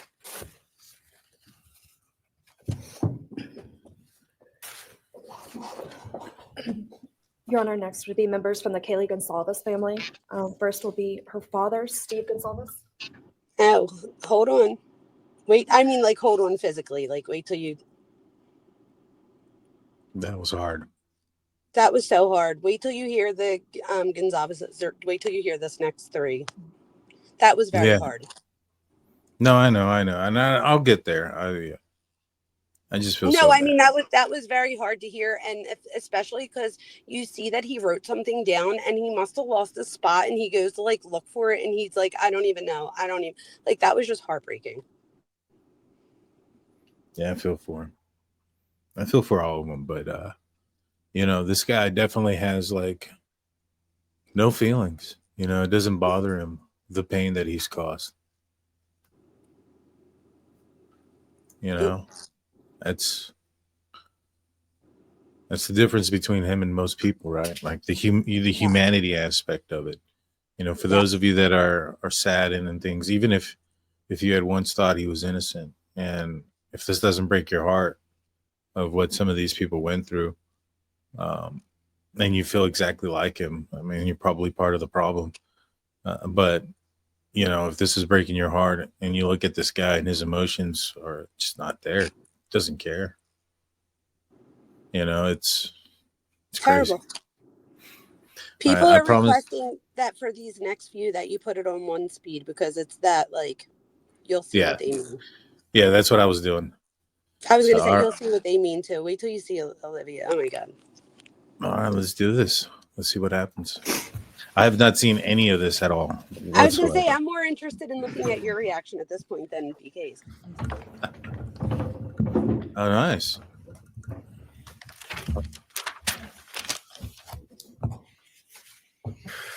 Today, we are here to finish what you started. All right, hold on. I want to rewatch that. I heard I he knew had you were gonna turned love it, but that I part. had no idea he turned it that much. Yep. And I want to see what his reaction is. I didn't catch it.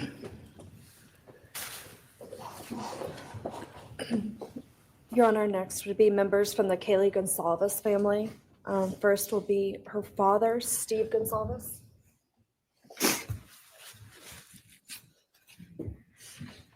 Judge looks emotional here. Oh, he's nodding like kind of like accepting the challenge, so to speak. Yeah, First like thing bring I it. did. Like, yeah, like, oh, okay. Today, we are here to finish what you started. Today, you've lost control. Today, we are here to prove to the world that you picked the wrong families. The wrong state, the wrong police officers, the wrong community. You tried to break our community apart. You tried to plant fear. You tried to divide us. You failed. Instead, your actions have united everyone in their disgust for you. I just learned from these lead investigators, to their shock, they worked in an investigation and actually worked with the Pennsylvania police officers and the federal FBI. You united everyone. Everyone was united after you. Looks like he's getting mad a little. None of us are divided. We are united in our disgust and our love for these children. Today, you have no name. Because when this all started, we all came together and we said, let's stop even talking about his name and just use initials. So even the media just calls you BK. That's all you are. Looking back when the police officers knocked on my door, told me what happened to my child, told me what happened to Maddie Mae, I don't think he was even out of the driveway before my kids turned around, looked at me and said, what do we do, Dad? I told them, you get to work. You get your ass to work. And we started calling, we started texting, we started emailing. And you know what? Within hours, we had your white car on camera. We knew from the very beginning we had you. Police officers tell us within minutes, they had your DNA, like a calling card. You were that careless, that foolish, that stupid. Master degree, you're a joke, complete joke. But we took this disaster and we did what we could. We put everything online. We took our kids, we took our images, we took everything that they did, their videos, their photos, the girls' pranks, Ethan singing. We put it out there, we shared it with the world. And the world united. And all they ended up, when they talked about this case, is they talked about Kaylee Jade, Maddie Mae, Xana, and Ethan. Everything what these people meant to us, a father, a mother, a brother, a sister, we shared that with our community. Then we shared it with our state. We shared it with the country. And eventually we shared it with the world. The world's watching because of the kids, not because of you. Nobody cares about you. You're not worth the time, the effort to be remembered. In time, you will be nothing but two initials forgotten to the wind. No visitors, nothing more than initials on an otherwise unmarked tombstone. From this moment, We've all started. From this moment, we will forget you. We want to all leave in closing. One last thing. You picked the wrong family, and we're laughing at you on your trip to the pen that will be today or tomorrow. I'll close with God bless all the men and women that worked on this case and all the hard work that you guys did. You guys allowed us to grieve and allowed us to get through this. The amount of work that you guys put together and the way that you guys put it together was beautiful. There was hard times to be expected, but thank you all. God bless. Thank you. Very powerful. Very That's how you powerful. give a statement. You know, very courageous. It takes a lot of courage to face the person that did this, to look them in the eye and face their Earlier, direction. Steelers fan and I were noticing. Do you see how much chair?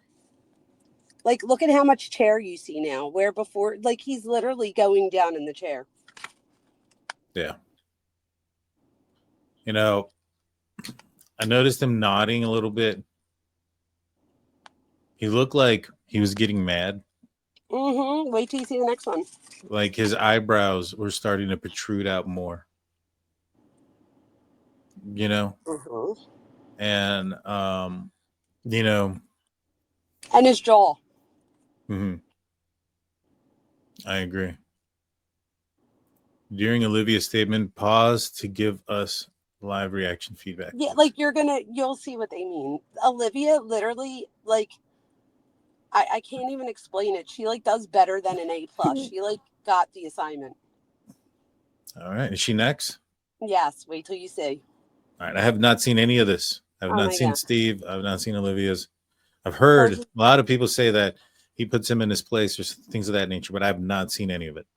All right, wait till you see it. let's see this. Your Honor, next is Stephen Gonsalves, Kaylee's brother.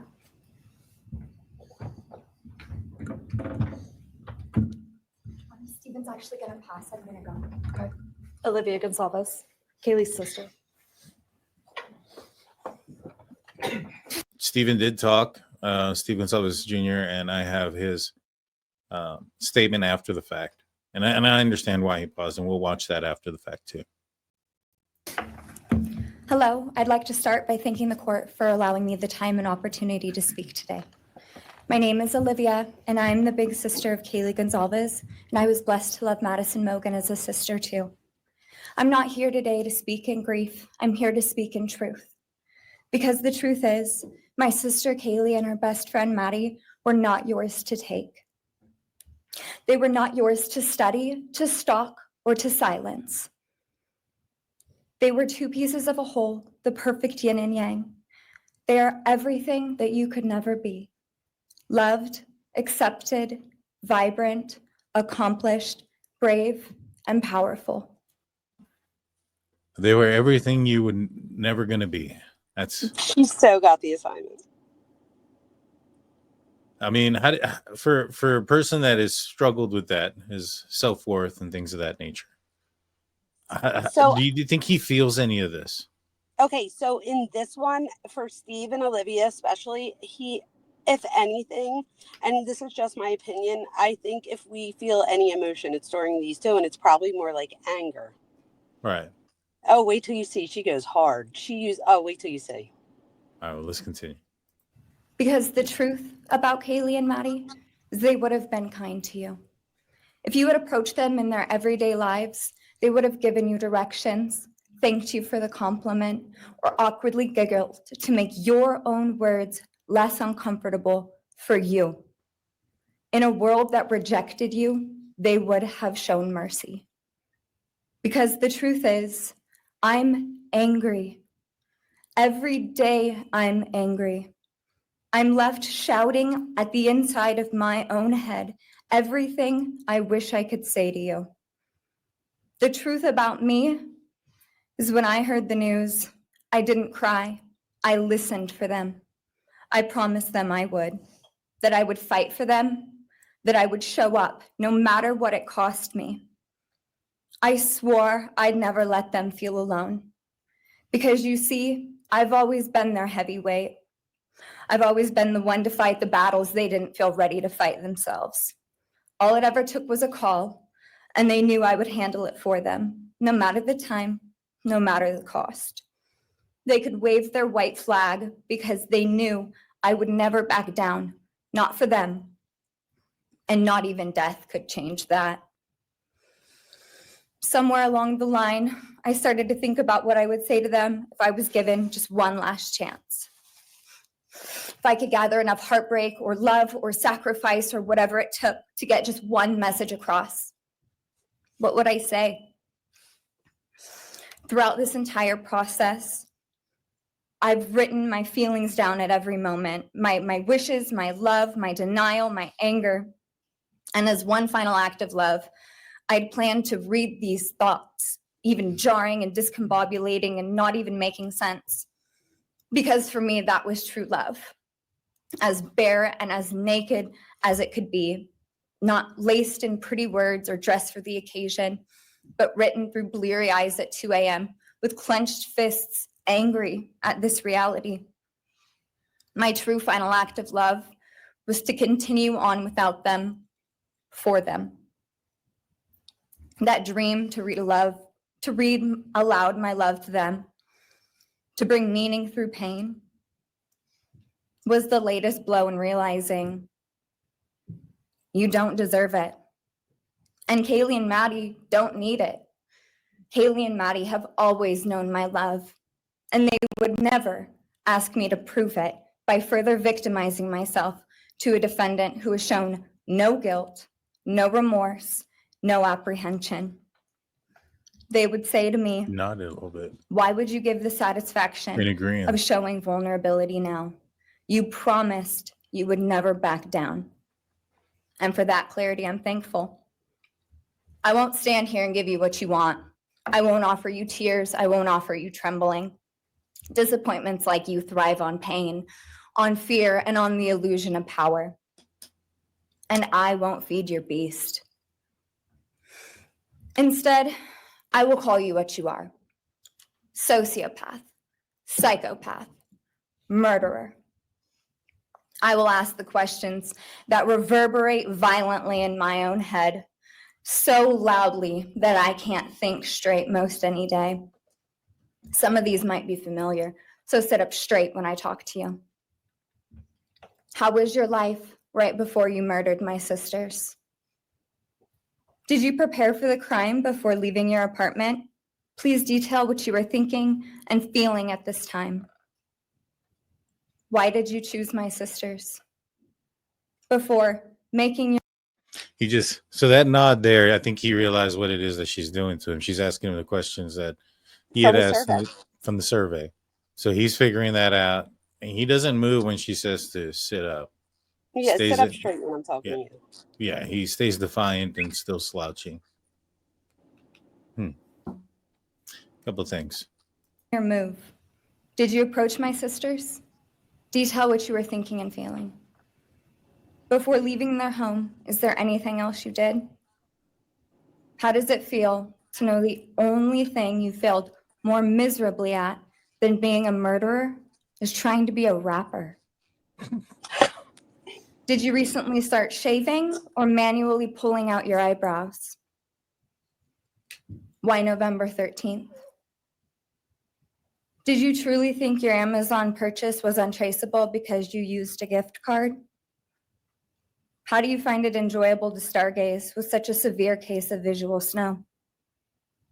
Where is the murder weapon? The clothes you wore that night? What did you bring into the house with you? What was the second weapon you used on Kaylee? What were Kaylee's last words?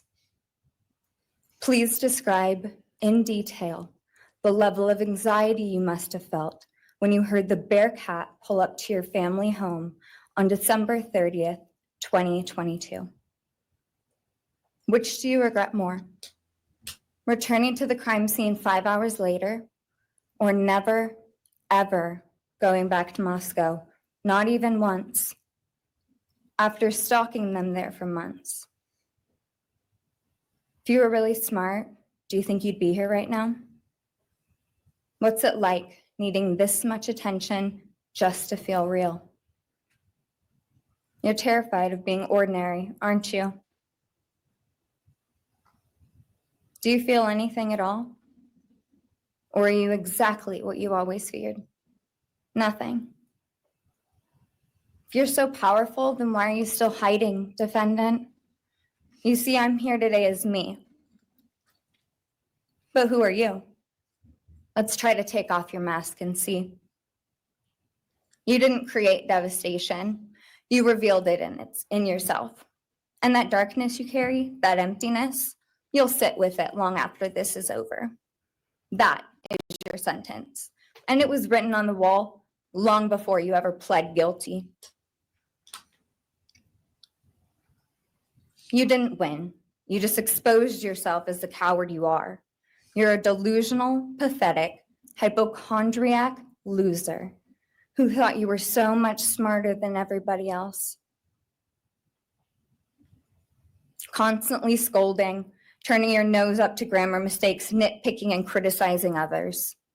You wanted so badly to be different, to be special, to be better, to be deep, to be mysterious.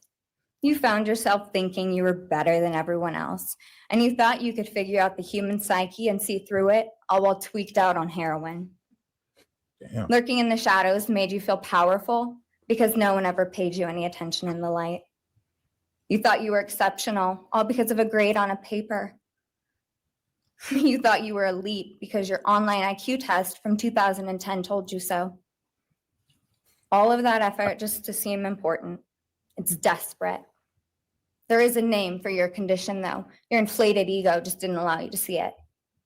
Wannabe. You act like no one could ever understand your mind, but the truth is you're basic. You're a textbook case of insecurity disguised as control. Your patterns are predictable. Your motives are shallow. You are not profound. You're pathetic. You aren't special or deep, not mysterious or exceptional. Don't ever get it twisted again. No one is scared of you today. No one is intimidated by you. No one is impressed by you. No one thinks that you are important. You orchestrated this like you thought you were God. Now look at you, begging a courtroom for scraps. You spent months preparing, and still all it took was my sister in a sheath. You work so hard to seem dangerous, but real control doesn't have to prove itself. The truth is, the scariest part about you is how painfully average you turned out to be. The truth is, you're as dumb as they come. Stupid, clumsy, slow, sloppy, weak, dirty. Let me be very clear. Don't ever try to convince yourself you mattered just because someone finally said your name out loud. I see through you. You want the truth? Here's the one you'll hate the most. If you hadn't attacked them in their sleep, in the middle of the night, like a pedophile, Kaylee would have kicked your fucking ass. Thank you. Thank you.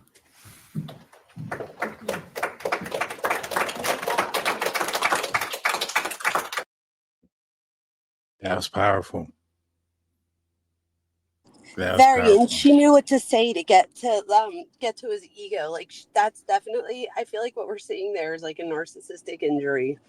Like How I do feel you like yeah, go ahead. How do you think he's taking it though? I mean, if he's a guy that feels a certain way about women and power and control and things, for him to be talked to in that manner, and then for her to get the standing, well, not the standing ovation, but the claps that she got. How do you think that makes him feel? I think it depletes his ego. And that's exactly what she was going for. Like she literally got the assignment.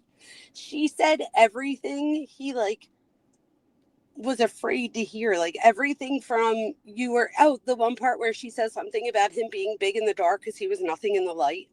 Yeah. Like she just literally gets she she gets it. She deflates his ego, in my opinion. What do you think? I think so. I mean, that was powerful. I mean, at the end, saying that she would have gotten in his effing ass kicked by Kaylee. I mean, that I even took a step back. I was like, whoa, I mean, that was powerful. And I was like, you know, she's standing up and she's going at him. And I don't think he anticipated somebody to do that. And what do you think she meant by what other weapon did you use? Well, her face was not recognizable. And so it was some blunt force trauma that was used.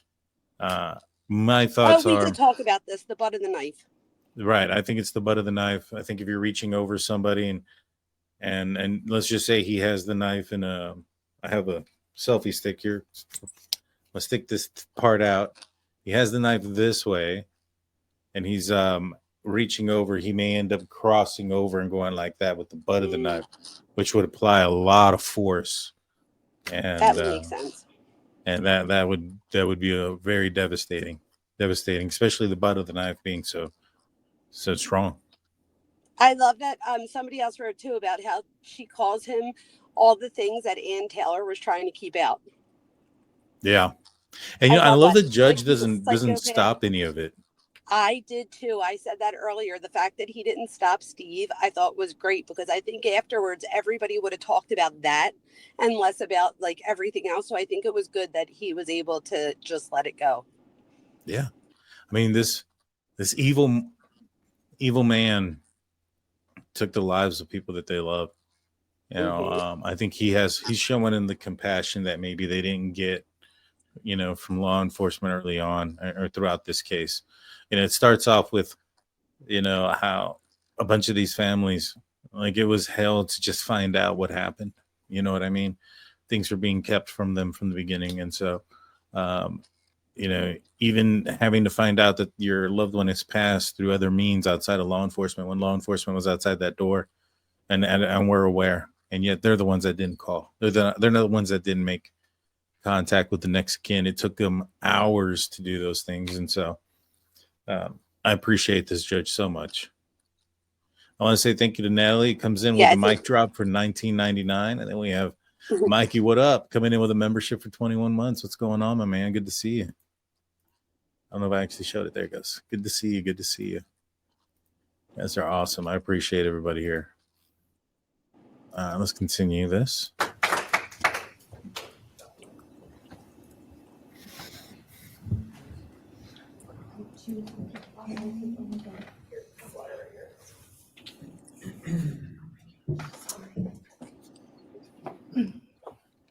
Next is Christy Gonzalez, Kaylee Gonzalez's mother.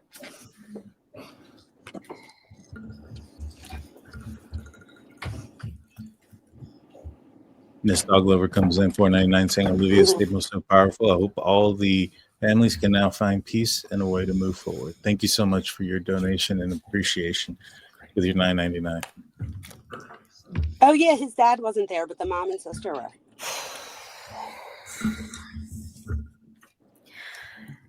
Thank you, Your Honor. I never imagined having to speak to someone so devoid of humanity. For a long time, I didn't think I'd find the words low enough to meet you where you are. But now I realize this isn't about you. It's about what you've done to me, and I need you to hear it. When you murdered my daughter, Kaylee Jade Gonzalez, you didn't just take her life, you shattered others. You attacked what you could never be, and in doing so, you left a trail of devastation far beyond that house. You stole my peace.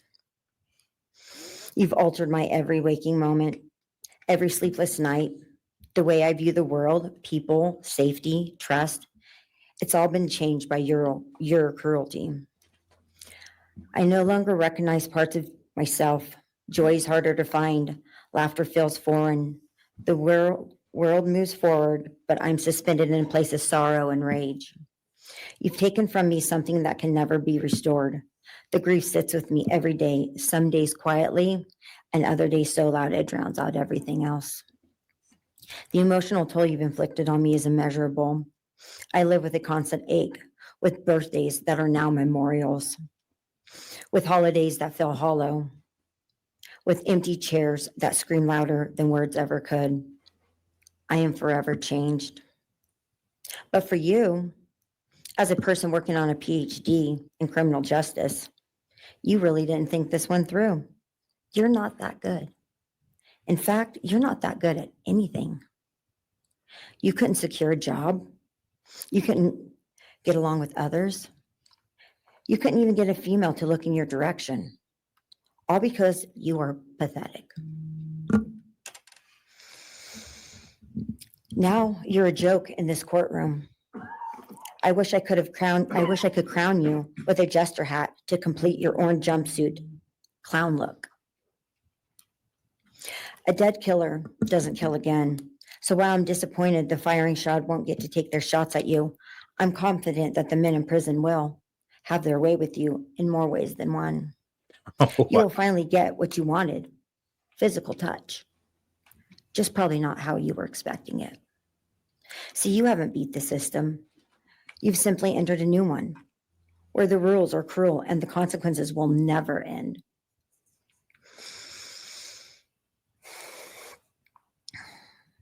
You are entering a place where no one will care who you are and no one will ever respect you. You will be forgotten, discarded, used, and erased. You will always be remembered as a loser, an absolute failure. And when those prison doors slam shut behind you, I hope that sound echoes in your heart for the rest of your meaningless days. I hope it reminds you of what we all already know. You're nothing. May you continue to live your life in misery. You are officially the property of the state of Idaho, where your fellow inmates are anxiously awaiting your arrival. But it's okay, because they're there to help you. Hell will be waiting.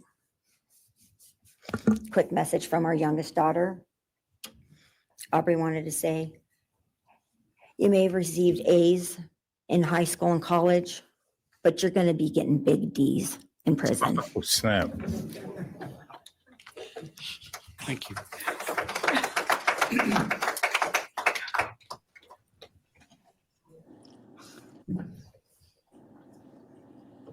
That's crazy. He That's looks funny. pissed. Do we have more He from the does. Gonzalez family, or are you? Yes. Next would be Shannon Gray, the Gonzalez family attorney. He'll be reading statements from Kaylee Gonzalez's grandmothers. I'm going to speed up this. Speed on Your Honor, these. Shannon Gray, the attorney for the Gonzalez family. I actually have 3 statements, one from her aunt and 2 from her grandparents. This is from her aunt, Tammy Butts. You, in the cloak of darkness, made a decision to turn our whole family's world upside down forever. You, in the cloak of darkness, took our Kaylee J. Gonzalez away from us all without hesitation. Never have you shown any remorse or regret. We just get creepy, non-expressive stares as you have your team of women defend you. Kaylee was a strong, kind, fun, loving, caring person, and she will greatly be missed by all her family and friends for the rest of our lives. She had goals in life that you took from her and us. We lose on watching her enjoying her life, working hard and building the future she wanted. She was ready to start that after college life. You, in the cloak of darkness, took it all away. You left us without her future wedding, her future children that she would have added to our family. No more talking to her on the phone, going for a coffee, celebrating holidays. It's all gone. You, in the cloak of darkness, gave each and every one of Kaylee's family members their own lifetime sentence.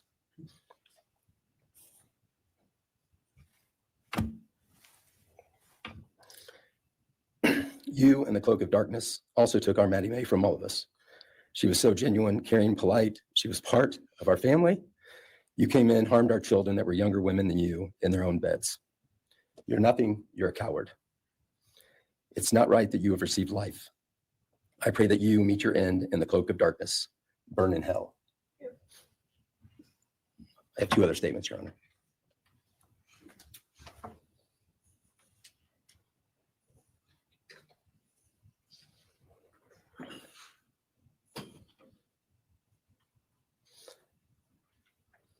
This is Linda Lucan's statement. This is Kaylee's grandmother. I really don't know how to address something so inhumane, but I will try. Nothing in the past 2.5 years has made any sense. All I get is you cowardly went into a home at night, filled with what I'm sure you thought was all sleeping girls, and went on a vicious killing spree for no other reason but to appease your demonic urges. You took my granddaughter Kaylee from us, plus 3 other beautiful lives. You took my granddaughter Kaylee, beautiful, sweet-souled, doll-faced Kaylee, who was getting ready to start her amazing life, who had such a bright future, who was loved by so many, who you were so envious of. She had a life you could never have. You are so beyond human. You're definitely a demon from hell. I truly wish your punishment would be the same death you inflicted on my kids. He's nodding. But I think you will meet some new friends in prison who will be there just to help you. Thumbs up.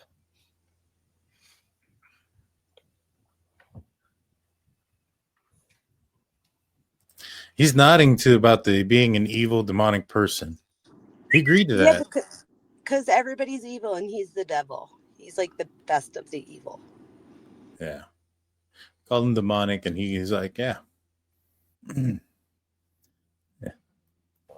And I have one last statement, Your Honor. This is from Cheryl Gonzalez, Kaylee's other grandmother. John 1:5 says, light shines in the darkness, and the darkness overcomes it not. Somewhere in your life, some jealousy, envy, ego, something went dark. It pushed out all light until you became dark and evil. And when you saw my granddaughter and her friends, their light, because they have such a light, you couldn't stand it. Because the darkness in you could not stand the light in them. And so you decided to destroy it. Cowardly, you walked into their rooms in the dark and took their lives, hoping to get rid of your darkness. But you didn't. You failed. Because you know what was once a light shown only to their friends, families, and loved ones is now all over the world. Everyone sees it. Their smile, their beauty, their plans, everything they were and had.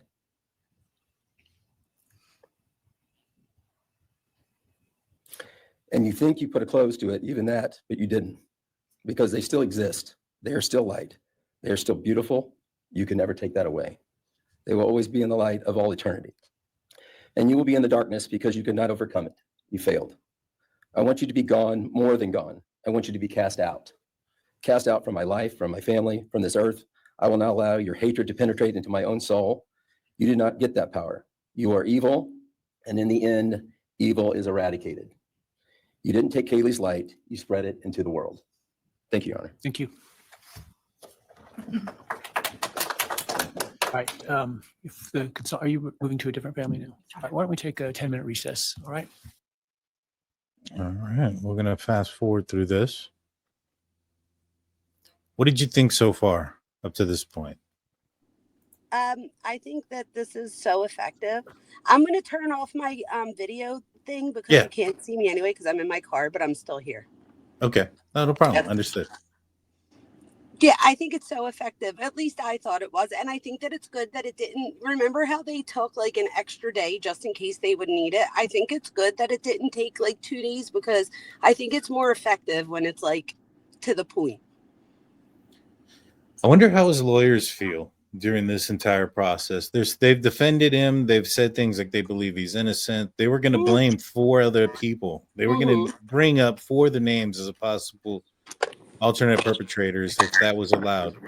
How do you think they feel after that sitting next to him? That it's their job. Like, I don't think this is the first time that they've blamed. So, you know what I mean? Like, I feel like to them, it's like they're able to rationalize it because they're like, I'm giving him the best defense. Wouldn't you want the best defense? Yeah, no, I get that. But I mean, to me, no, it's I'm just not kinda... saying that. I'm saying that's what I think they're thinking. I don't think Right. Right. No, and I understand that process, and I'm sure that's the thoughts that you have to do, and that's why I could never be a defense attorney. No, I mean, I could defend somebody if I knew they were innocent, but if they were somebody I thought committed the crime, I just could not help somebody, in my opinion, get away with something like that. It just wouldn't sit well with my heart and soul. And so and I'm not saying that these folks are bad people or defense attorneys or no, everybody needs them. And, you know, I know a lot of folks that I've talked to that are defense attorneys tell me that, you know, it's the Constitution that they believe in and that they have to make sure that everything is followed by the rules and things of that nature. And I completely understand that. But I just think that there was some things that were said throughout this entire process that was a little bit different, like, oh, he's innocent, and the looking at 4 others and stuff like that. I don't Yes, know. because she was so ready to just like ruin those 4 other people's lives. But again, I think that, I mean, maybe she did it knowing that Hitler was never going to allow her. Do you know what I mean? Like, so maybe to her, it's like that was just her way of saying, like, I defended the best that I could, like knowing that he was never going to allow her to really ruin 4 people's lives without evidence. But then there was also, like, with Massoff, I think is her name. She's like rubbing his shoulders in certain pictures and saying it's an honor to defend him. You get what I'm saying? There's some questionable statements that have been out there. Man, I never noticed how short Ashley Jennings is. Look, she looks really tiny. I know, right? Nothing against short folks, for those that are vertically challenged. I was going to say I'm only 4'11", so she's I probably know. taller than me. She might be. I don't know. I mean, she looks kind of short there. Nothing against anybody short. Just pointing that out. I thought she was a little bit taller. But all right, let's continue. Let's continue this. I think is it all the way through? Oh, pretty much. Oh wow. All right, we're almost there. Be seated.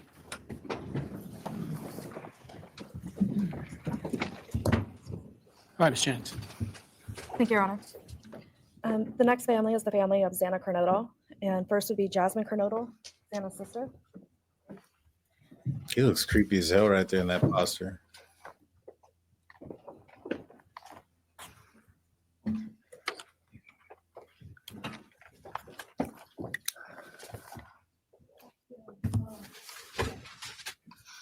Just want to say thank you to everyone who's been involved in this and just for all the hard work and dedication you guys have put into this. I just want to thank everyone for the support and just my family and friends who've been around through this time.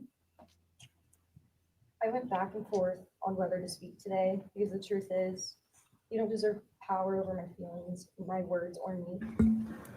Thank you. In the end, I realized this moment isn't about you. It's about justice for Xana, Ethan, Kaylee, and Maddie. It's about honoring the beautiful people they were and still are in God's eyes. On November 13th, 2022, a piece of my heart was ripped away. There's no way to ever fully describe the weight of losing my sister and my best friend. No sentence or punishment will ever come close to the justice Xana, Ethan, Kaylee, and Maddie deserve. Xana was everyone's best friend. She was kind, she was funny. She was a gift to each person she was able to make an impact on. Xana was someone I turned to when I needed direction or advice. Although I am her older sister, I often found myself looking up to her. She had a radiant energy that everyone loved, and she always knew the right way to approach a problem. She knew how precious and special life was, and she truly did live every day to the fullest. Yet her story was cut short by an act of evil. I believe in God, whose justice is not bound by this courtroom. I find peace knowing that judgment ultimately belongs to him. For your sake, I hope one day you feel the full weight of what you did. I hope you take accountability. I hope you truly experience the guilt and you surrender yourself to Jesus Christ, because no punishment on this earth can ever compare to the isolation and pain of eternal separation from God. Xana deserved more. They all did. But I come here to say this. I am strong. I am brave. I'm a fighter, just like Xana. And you don't get to control how I move forward or what I believe. I walk with the comfort of knowing I will see my sister again. Xana didn't get the future she deserved. She won't be the maid of honor at my wedding, the cool aunt to my future children. I'll never hear her laugh or see her light up a room ever again. But I will carry her with me for the rest of my life. I will live in her honor, fight to be the best kind of woman and someone she's proud of, to make sure the world never forgets who she was. Xana's story doesn't end with what was taken from her. It lives through the love she gave, the people she touched, and the legacy our family will protect. Her light still shines, and her voice will echo louder than this pain. You didn't take that from us, and you never will. Thank you.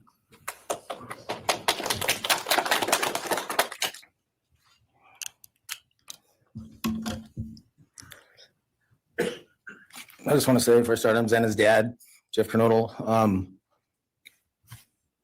It's been a hard road down, because she's gone. And I want to thank everybody, other their families that's speaking so far, spoke about things. I agree with everything they have to say. It all comes back to a lot of the same things that I've had to deal with and we as a family have had to deal with. And that brings me, the basis of what I'm gonna talk about a little bit is on my way up here, flying up here on the plane and about halfway through the flight, it's a little girl calling out for her dad, dad. And then in my mind, I was kind of half asleep. It's dark on the plane. I heard Xana calling out for me like she did, back when she was little, 5 years old. And those times were hard. It was chaotic, but we always had something to work toward that was in a positive direction, compared to right now, which is necessarily not as positive as that for sure. And I know I miss Xana a lot. My life's been changed, and Xana had a great impact on me. And the impact was when she was gone, I realized how important she was, and what she really did for me, influenced me, was way beyond what I ever thought. She'd call me up on the weekends, check on me, see who's with me. She's like accountability to your youngest daughter. And that really made a big difference. It made me really think about things and what it's all about, That's the things that I miss the most is those calls on the weekends, and the calls at 11 at night. What's going on? You want to meet my friend? Whoever she's with, a couple of her friends, I can meet them, talk to them. And she always did that. And it's pretty cool. I really miss that. And she made a big impact on me, on other people, her family. But the impact that she made is so extensive on what happened here. And it goes so far. People from everywhere in the world, are following things, and Xana has made a difference in their lives. So, countless people so that they might not even know her. They never knew anything about her. It's what they see, and they just love her and say how they wish she could have been their friend. Could have been their friend, could have hung out, and it's like, this is a blessing. This is what the little kid was, and definitely was a big blessing in my life. And so is Jasmine. And basically, we worked hard to do the things we did, through the times they were growing up. And through those times, I realized that I wanted both of them to graduate college, and that'd be the ultimate thing for them to do to prepare for the world. Then it came back to me. Xana didn't get to finish college. She had it all figured out. And this all just came back to me when I was there, and that little girl was on the plane doing that. It's like where I was going, what I was going here for. And then I just realized and thought to myself about the wonderful life that she had and we had together. And I still could have with Jasmine, but that's the part that really counted. It's the part that really counted is those memories. And those are what I have left, the memories with her and the ones I can make with her and the life that I can go on with now, which is what she wants. And I say that in present tense because that's what she wants, because I've been told that, I've had countless ways that she's out there and has a way to communicate, which I'm very grateful for. That goes to say that the impact of what happened to them, all 4 kids, goes so much further than just not me, the parents, the families, the community. It goes so far because a lot of kids, in the colleges, just for an example, they lock their doors now. The door wasn't locked in the back. Penn State or wherever it was, all the colleges I know that I've heard, they all lock their doors now. So maybe the impact that it's going to make is going to help out and maybe protect some people. Having this outreach and having the influence of what happened to these kids did, all I know is I was 7 miles away when it happened, and she wasn't feeling that good. It was 11:30, and I almost went over to Susanna's to say, and I would have been sitting right there in that couch, and you had to deal with me. So they would have had a chance, and I regret that. I regret not going. But the reason why I didn't is because Xana said, don't be drinking and driving. You got the rental car, don't be drinking and driving, the week before that. So she was, she would have been mad at me to do that. But I really wish I would have drunk and drove, because they would have had a chance, all four of them. At this point, I just have to go on. We're going to go on with everything and make things better in my life, because that's what it's all about. Have closure in things. And the part that we miss is Xana, her influence, her smile, the things that she did. And we have the memories left, the great memories. And she just wants us to make more memories and not be sad or upset or shocked or taken for that, And that's what we're going to do. We just have to. That's all I got. Thank you for your words and your courage, and bless your family. Man, his words are like, you can tell he's broken. There's some regret there.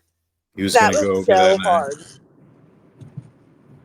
That was hard to listen to. I feel so bad. And talk about guilt. I hope he doesn't torture himself for the rest of his life over that.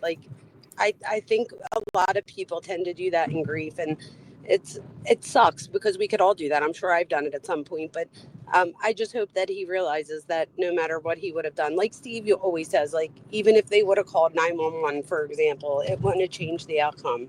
So that's just so sad. It's so heartbreaking. And I mean, it's painful. It's painful. Wait till you see the mom. She's next, and wait till you see how good she looks. The last time I saw her before, recently, was when Ashley Banfield first had her on, back in the very beginning. Wait till you see Xana's mom. 18 months sober. That's good. That's an accomplishment. It really is. Mm-hmm.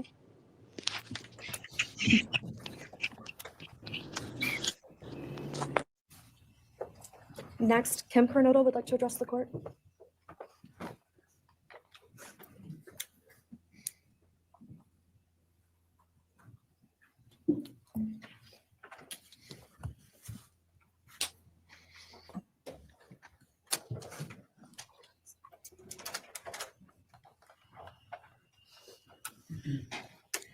Thank you, Your Honor. My name is Kim Coronado.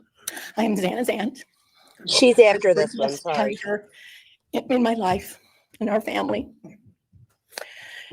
And I thought I had everything in my head, what I wanted to say, but it kind of went out. And I'm always looking for the positive thing, because evil, hate can destroy people. And that's what it started doing with our family. It created anger with our family members. And then I had to look, because Xana was everything that the media, her friends said.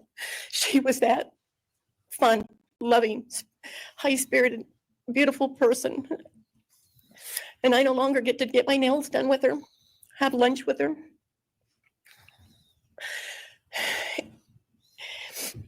Sorry.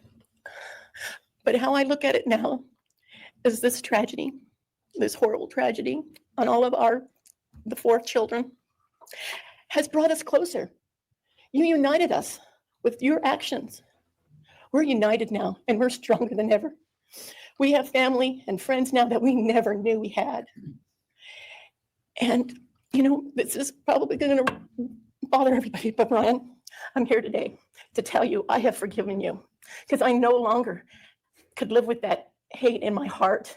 And for me to become a better person, I have forgiven you.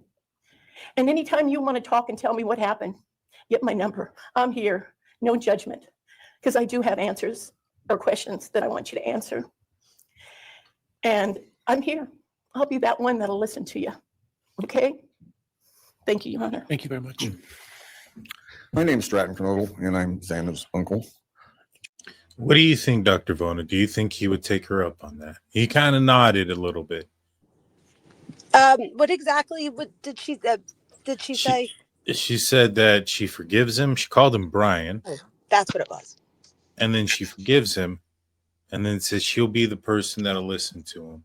She asks questions. So I don't think that don't even think that he's interested in that part. But I will say this, you guys. So when it comes to anybody, when it comes to forgiveness, everybody needs to know that forgiveness does not mean that what the other person did is okay.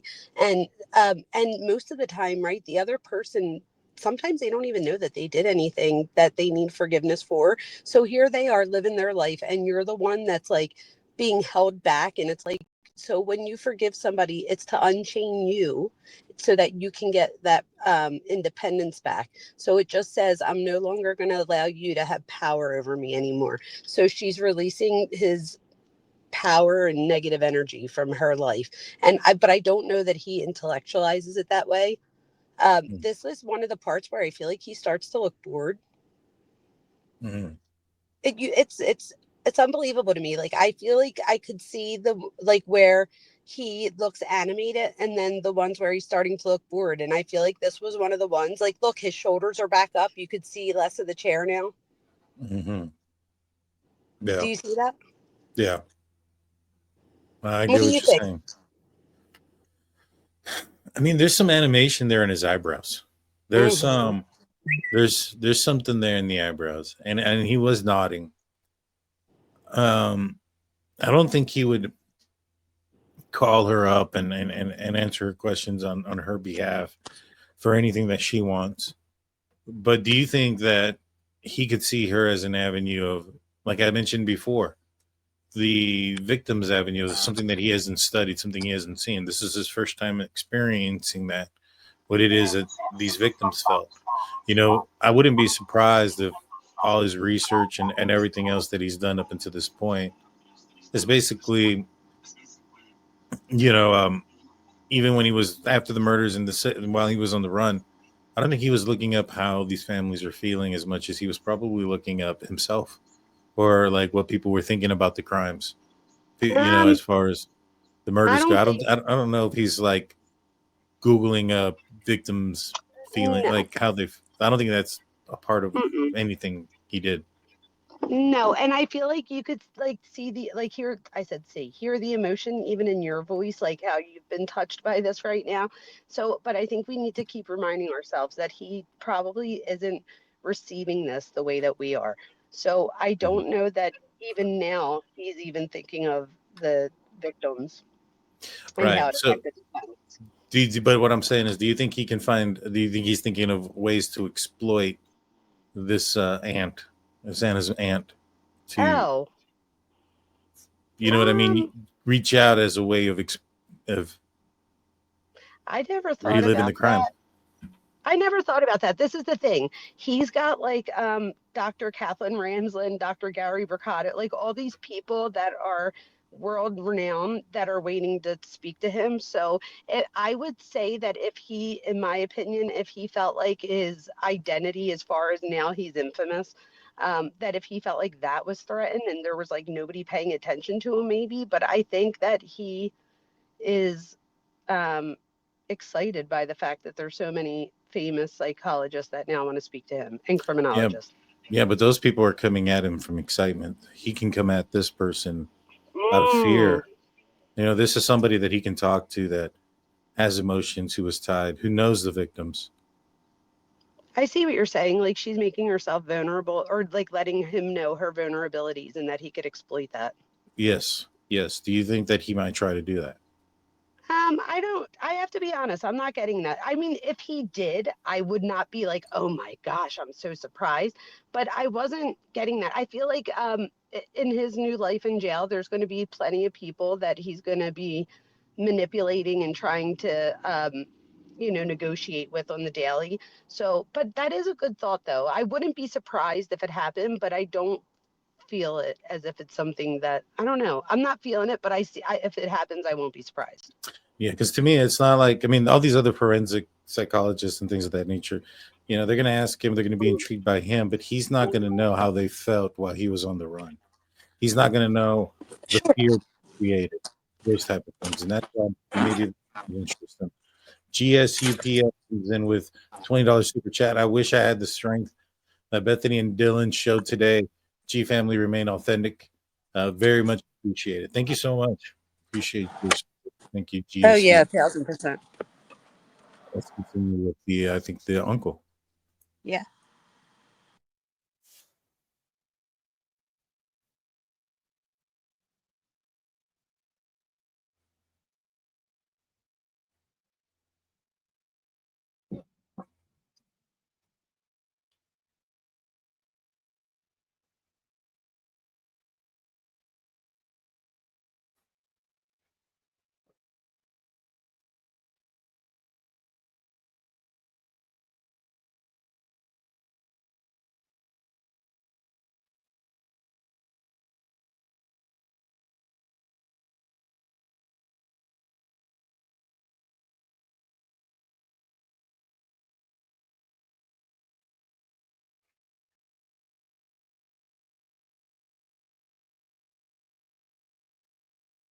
Name And pretty much sorry made- about that, guys. I had muted it. Let me rewind that a little bit. I do have answers or questions that I want you to. He has contaminated, tainted their family. A pretty powerful thing. It's each time a statement was read, it sort of would tug into my center core as I felt everybody's anguish. And Xana meant a lot to us, and we loved her very much. But I started thinking about, instead of rehashing everything that everybody else has talked about, I wanted to direct it another direction toward Bryan and what he's done to his family, his parents, his siblings, his friends, his universe. He has contaminated, tainted their family name, and pretty much made a horrible, miserable thing to be ever related to him. And I know that that's what he has to live with, and that has to be his pain. And that's all I have to say. Thank you.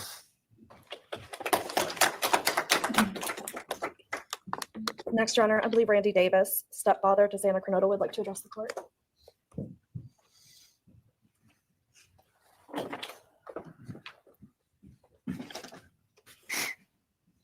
Hi, my name's Randy, stepdad of Xana. I just feel the same way we all do. All of us are united because of something that happened. And I'm grateful to know and have met some new family because of this awful event. But this is probably the last time we're all going to be in the same room together. Let's be real. So I can say, I love you all, and I feel your pain. And just God bless us all, just get through it. I had stuff wrote up. It was probably best I didn't read it out. Probably get kicked out of here. So, I'll share one thing to you guys, not to you, with Xana.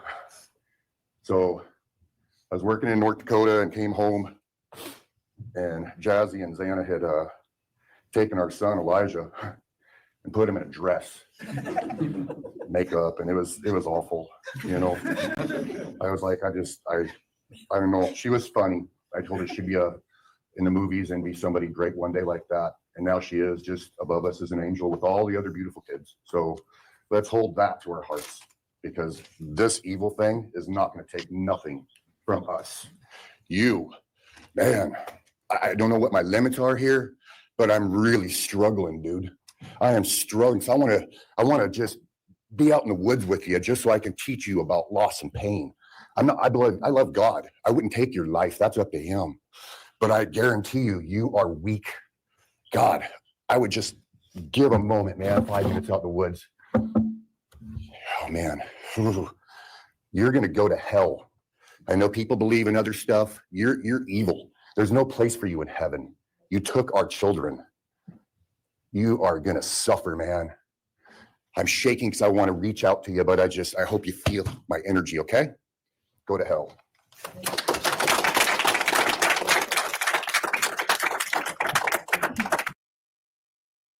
That was powerful. Mm-hmm. It was. I wish and it was. he tells him, like, I would come for you if I could right now. It's heartbreaking too, It really is. because you could feel his pain. GSU comes in with another $10 super chat. Thank you so much, GSU. And the tears from Hitler, he was kind, understood, and respected. The family's in a sentencing statement. Mhm. I haven't seen it yet, but we'll see. But man, that was sad. That I mean, it's powerful, but very sad at the same time. You could see the chair again. Yeah, he's sinking in more. He's sinking in.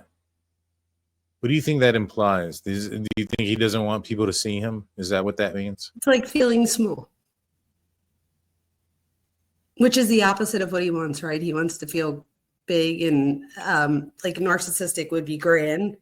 Yeah. So this probably makes him feel small and out of control. You have to remember, not you, but like people that are like, he's sitting there right now with the handcuffs on and leg shackles. So he couldn't even defend himself if he wanted to. So it's like that must feel out of control in itself. Yeah. Ooh, this one's tough, guys. This one's a tough hearing. Next is Kara Northington, Xana's mother.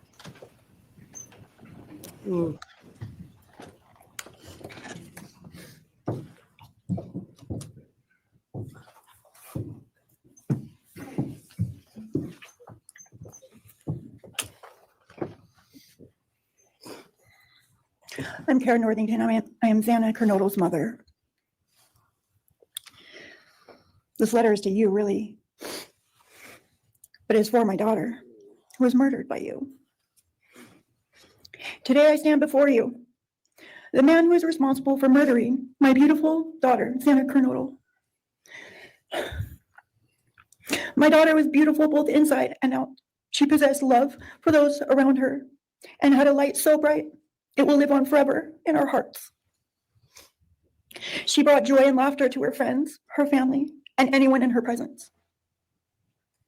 Our Lord and Savior, Jesus Christ, now has her in his loving arms in heaven, where she can never be harmed ever again for eternity. Because of her, I came to know my Lord and Savior, Jesus Christ. Because of her, many will come to Christ. It is Christ who lives in me that has given me the strength to forgive you. It was of no power of my own. In return, the Lord has filled me with joy, hope, and peace that surpasses all understanding. Jesus has allowed me to forgive you for murdering my daughter without you even being sorry or asking for this. This is only possible because he who lives in me is greater than any evil in this world. For God hath not given us the spirit of fear, but of power and of love and of a sound mind.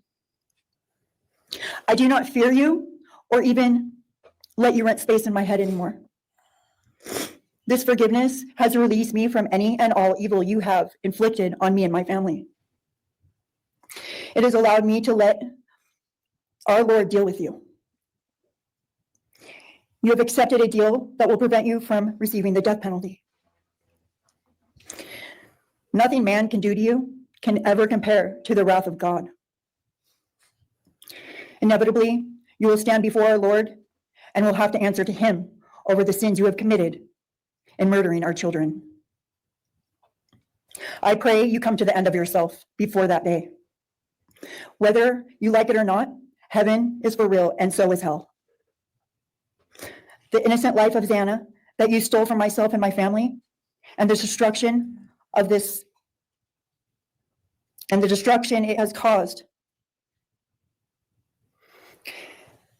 I am washing my hands of you and turning you over to my Lord and Savior, Jesus Christ, whom vengeance belongs to. In closing, I want to read a passage from the Bible, Ephesians 6, King James Version. Finally, my brethren, be strong in the Lord and then in the power of his might. Put on the whole armor of God, that ye may be able to withstand the wiles of the devil. For we wrestle not against flesh and blood.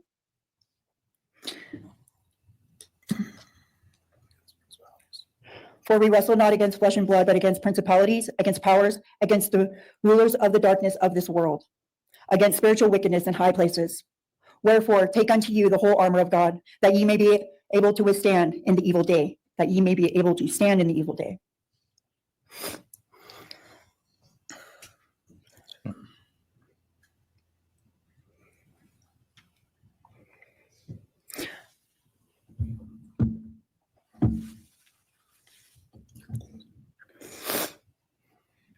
I'm not going to share memories of Xana or any more of the goodness of her with you, because I do not want that to be in your head. I don't want it to be in your head. You don't deserve that. You don't deserve our good memories that we have. I do pray for you. I pray that you come to the end of yourself. I pray that before this life is over, that you ask our Lord and Savior in your heart and to forgive you. I do pray for that. But after today, I wash my hands of you, and you are no longer a thing. Thank you. Thank you.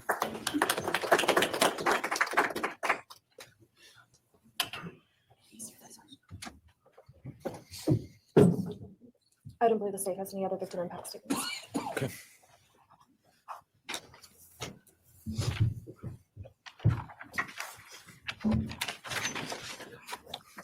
I know there's a little bit more, but now that the victim impact statements are done, they're very powerful. Xana's mom looked very good. She looked amazing out there.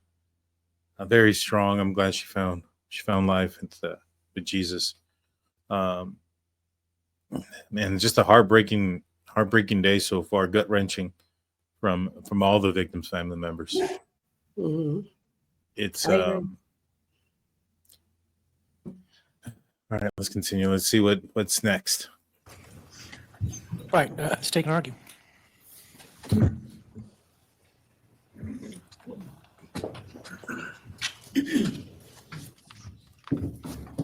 Thank you, Your Honor.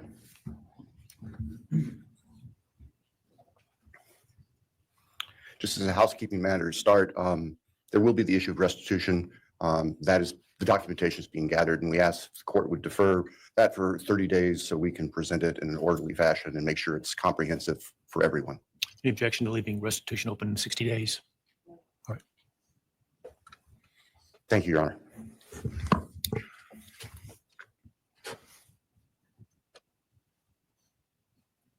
I think it's necessary and appropriate to share for everyone here, including the court, the background that brings us in front of Your Honor today for these proceedings. As the record reflects, and as everybody in this courtroom knows, the defendant has pleaded guilty to all 5 counts charged in the indictment.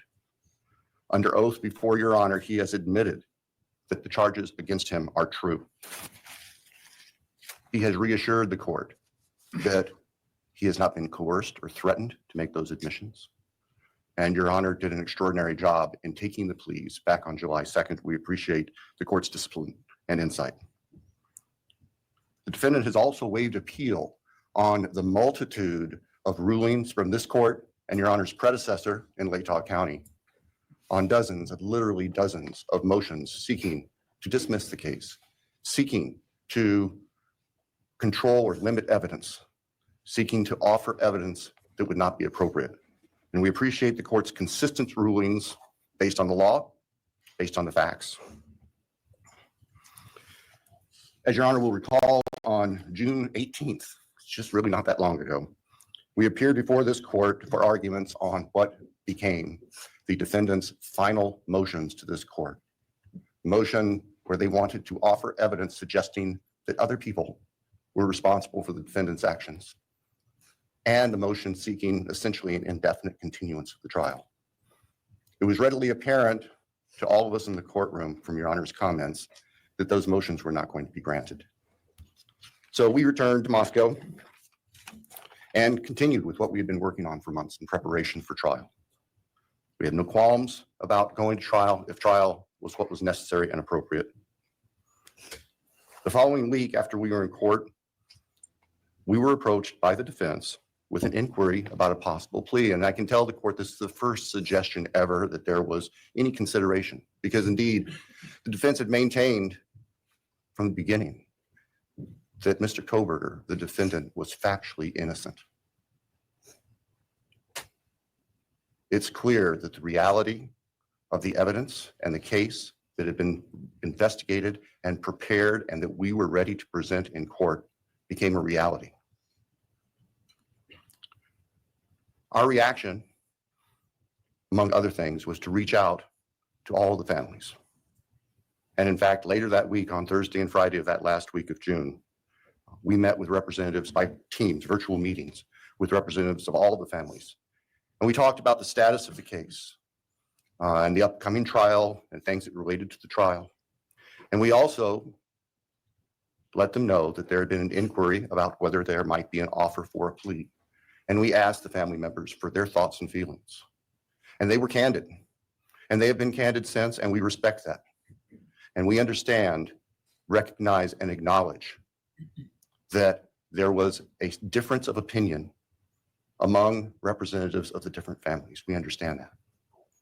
One of the challenges of this case, one of the unique things about this case is we have multiple victims, each unique unto themselves, their families and friends unique unto themselves, and all of them entitled to their opinions, all of them entitled to their thoughts. Over the following weekend, our prosecution team, very skilled attorneys who were personally as well as professionally deeply invested in this case, met. And we talked, and the decision was reached. Well, to start with, were there to be any sort of plea offer or discussion, there's only one possibility. And that would be for the defendant to plead guilty straight up to all charges. There would be no bargaining about counts. There would be no bargaining about reduced sentences. And so we made the proposal to the defense that if the defendant was willing to plead guilty up front to all 5 counts as charged and waive appeal of the court's myriad decisions during the past 2.5+ years on all these motions that would have consumed years, if not decades, of time in the future.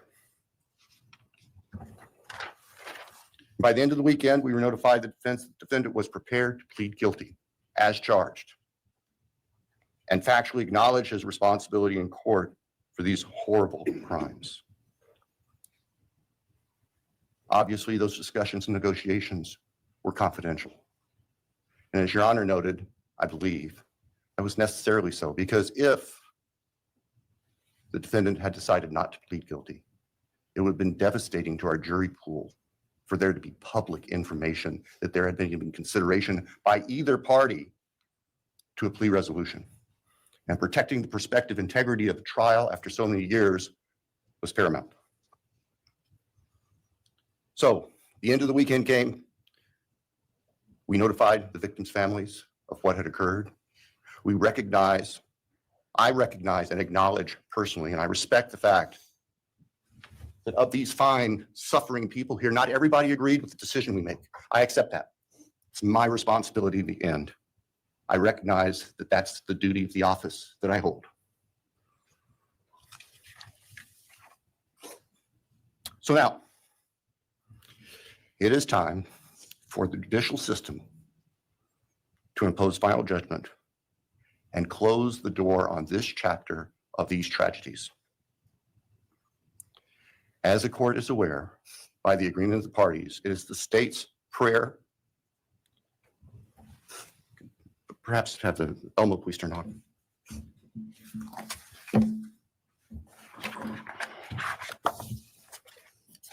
Thank you. That on count 1, the felony burglary, the court sentenced the defendant to the maximum period of 10 years fixed in the custody of the Idaho Department of Correction. Then on count 2, that the court sentenced the defendant to fixed life for the murder of Maddie Mogen. He's fixated on that picture. You see that? He's like, he went like this, and then he's like, all right, there. He's fixated on the screen. Absolutely. Look at him. The direction he's facing. Let me see. 36. Oh.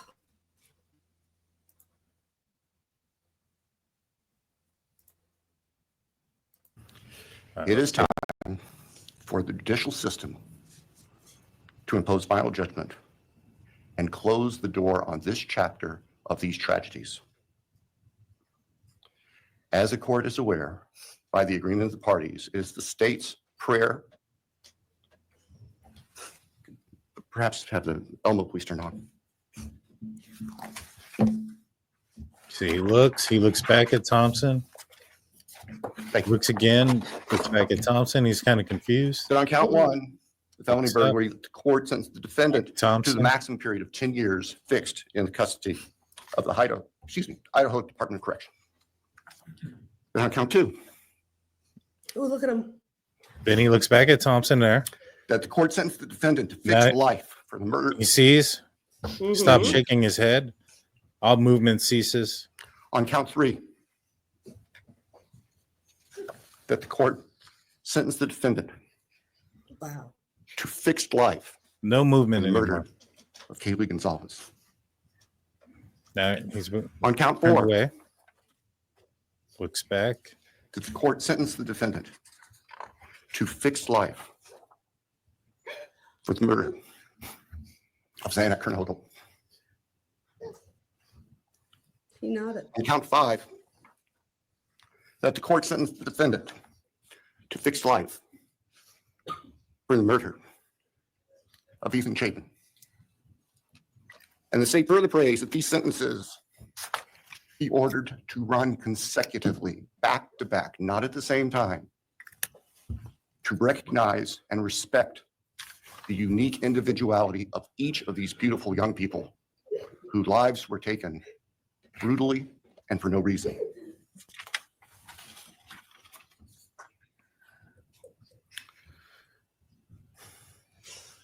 And hopefully now, It's kind of squirmy looking back. as we have and forth heard now. earlier this morning, it is time to afford the families and the friends and the community and the state of Idaho and the nation and the world to move forward. We can't undo, and we can never undo, the horror of what occurred on the early morning hours of November 13th, 2022 at 1122 King Street in Moscow, Idaho. For a long time, the presiding district judge in Latah County was John Stegner, who eventually became a member and a justice of the Idaho Supreme Court. And Justice Stegner often observed that even God cannot change the past. But everyone in this room has the ability to take themselves forward. And we want the judicial system to afford them the opportunity today to do that. From today forward, our memories should be focused on these innocent victims whose lives were taken, on their families, on their friends, on the community.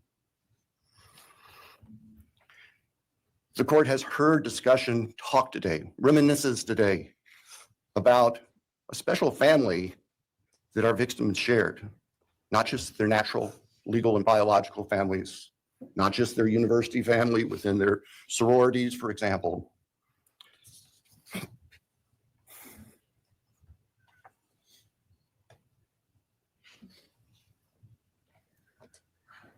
But this family. This is the picture taken Oh, he on turned November away 12th, with that picture. 2022 of the special 2033. Look at him. Look at him.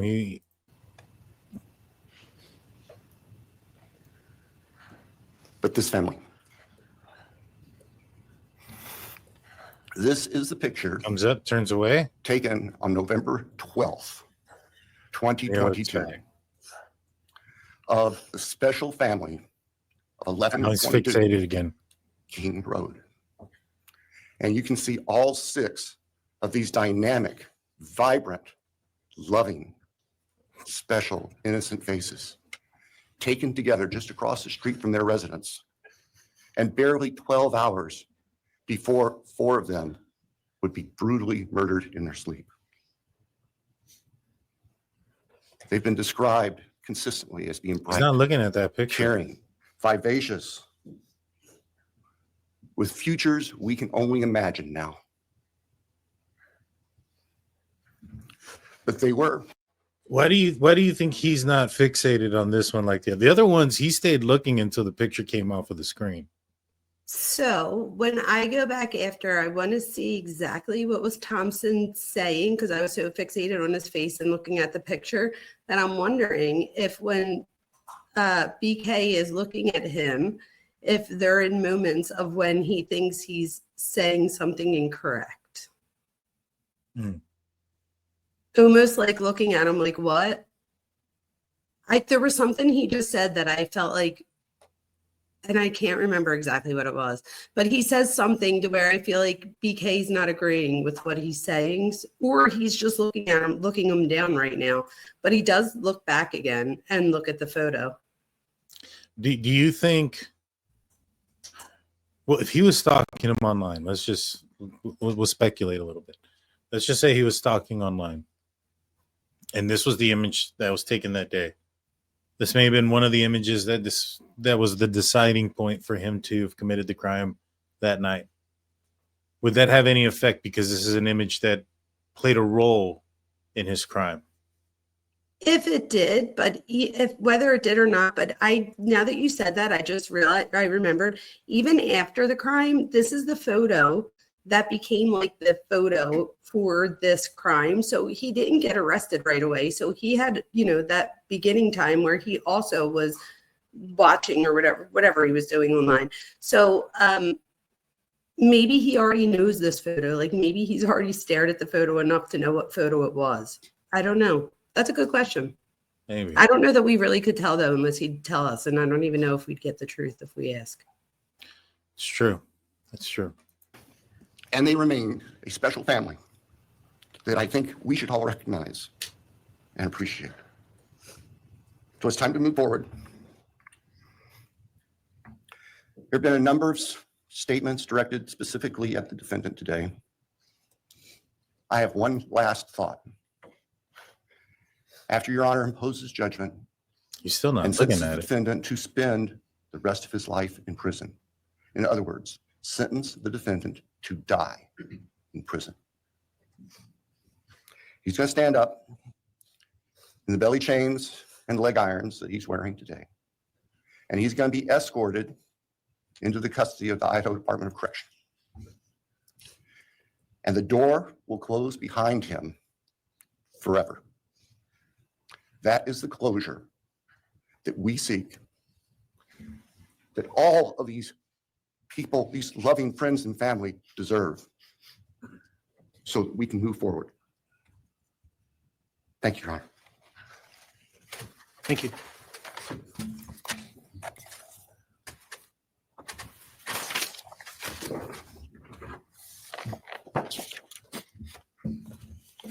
All right, does the defense have evidence to present today? All right. Does defense wish to make argument today?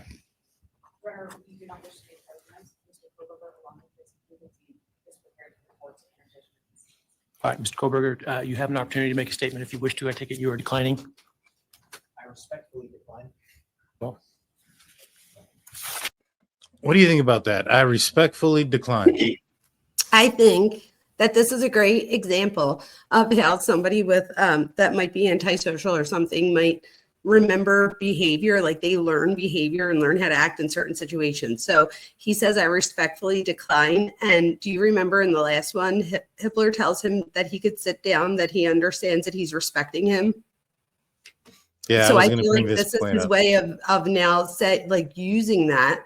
But this is a great example of how somebody with a personality disorder, in my opinion, this is how an example of how they'll use something from before and bring it into the present. So now if Hippler's not on his game thinking like, wait a minute, and if he didn't catch that, then that's going to be like, oh yeah, this kid respects me. I'm about to give him his sentence. That is exactly what I was thinking. I was like, this guy is doing that because the judge made a comment to say, about respecting him. Mm-hmm. And he was trying to do that. It had nothing to do with respect for the families, and had everything to do with the behavior beforehand. 100%. Nor does it have anything to do with his real, like whether he respects Hitler or not. That's all manipulation. Like you were saying earlier, I think he's trying to manipulate right here. Yeah. Yeah, he's a robot. He has no feelings. He's just taking in what he sees from other people. And I'm sure that it's mimicking worked. I'm sure it's worked in the past in his everyday life where he's been able to, if you think about the girl that he drives, he gets her to drive him to go get drugs and then to go get needles. And he says it's for his aunt, but really it's for him. And she realizes later, and he eventually admits it. And like, you know, I don't think he apologizes, but he eventually admits it. But she even says like, that was the last thing she was thinking at the time. Like he was believable. She really thought that she was trying to help his aunt. And then she comes to realize later that if she would have gotten, like she could have gotten in trouble for driving him around if he would have gotten caught with drugs on him. So I think that, again, that's another example. And we'll see that this is continuous throughout life and therefore consistency. And we'll see that in personalities is consistency. We'll see. We'll see. I don't know what's going on, but it got a life of its own. Let's continue.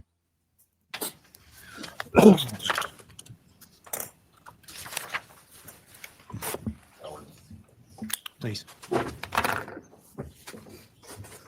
right, let me start this morning by acknowledging and thanking those that have come here today. He looks like his posture has changed. He looks like he's sitting more straight up and more attentive. Yeah, well, he's about to find out what his sentence is. So now he's interested. Mm-hmm. It's about him, so he's interested. Mm-hmm. That's in right. support of their loved ones, and I appreciate your courage and your strength. And I hope that you are able to move on as best as possible. Thank counsel for the professionalism that they've exhibited throughout this case. It's been my great honor to preside in this case and to help bring, to the extent possible, some resolution and hopefully justice to this case. During the quiet morning hours of November 13, 2022, a faceless coward reached the tranquility of 6 beautiful young people and senselessly slaughtered them, 4 of them. Who committed this unspeakable evil was unknown for several weeks, but due to the killer's incompetence and outstanding police work by numerous local, state, and federal law enforcement agencies, the person that slithered through that sliding glass door at 1122 King Road now stands before the world and this court unmasked.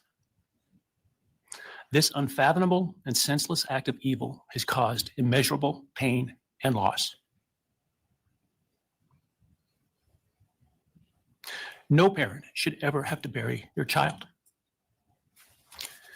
This is the greatest tragedy that can be inflicted upon a person. Parents who took their children to college in a truck filled with moving boxes had to bring them home in hearses lined with coffins. The loss this killer inflicted was not just the death of these people's children, siblings, grandchildren, as we've heard today. It has ripped a hole in their soul, destroying a special part of their very essence. Any person who is a parent defines themselves foremost as such. It is their existence and purpose of being. And it has been stolen from these parents.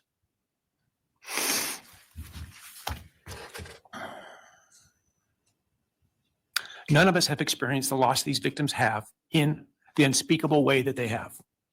And therefore, none of us can, nor should we, question the way in which they have handled their loss. Whether that be in private mourning, removed as far as possible from this media circus, or in front of a camera demanding retribution with the loudest megaphone. I've listened intently to the stories and pain that have been shared today with great awe at the courage and resilience of the surviving family members of those wonderful children. I've listened also to the surviving roommates, both in person and through their friends. And I can't think of how, frankly, courageous they have been despite the hell that they have faced by uncaring people who have come up with all kinds of crazy theories about 2 kids simply being kids. The parent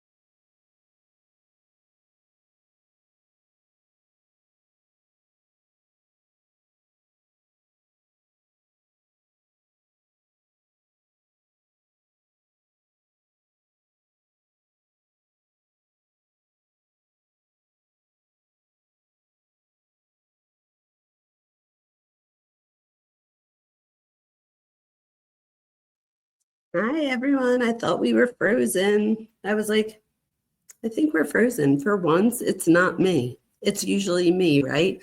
So, I did see that somebody said about Papa Rogers. So I will say this, okay? So this is my feeling on Papa Rogers, just in case you want to know.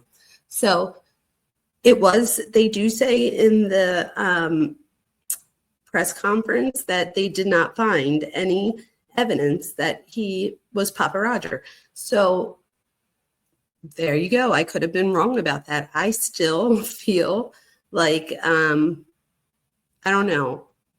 I still feel like even I found evidence. So is it just that they didn't find evidence, or is it that they found evidence that it wasn't him? Because that would be different to me. Like that would be, play, like, are they playing on words? So again, did they say that? And I'm really asking if anybody knows, because I've been doing a million things today. It does look just like Papa Roger. Sorry about that, guys. Yeah, we were just talking about Papa Roger. And how they said that it's not BK. However, I will say so this is my question.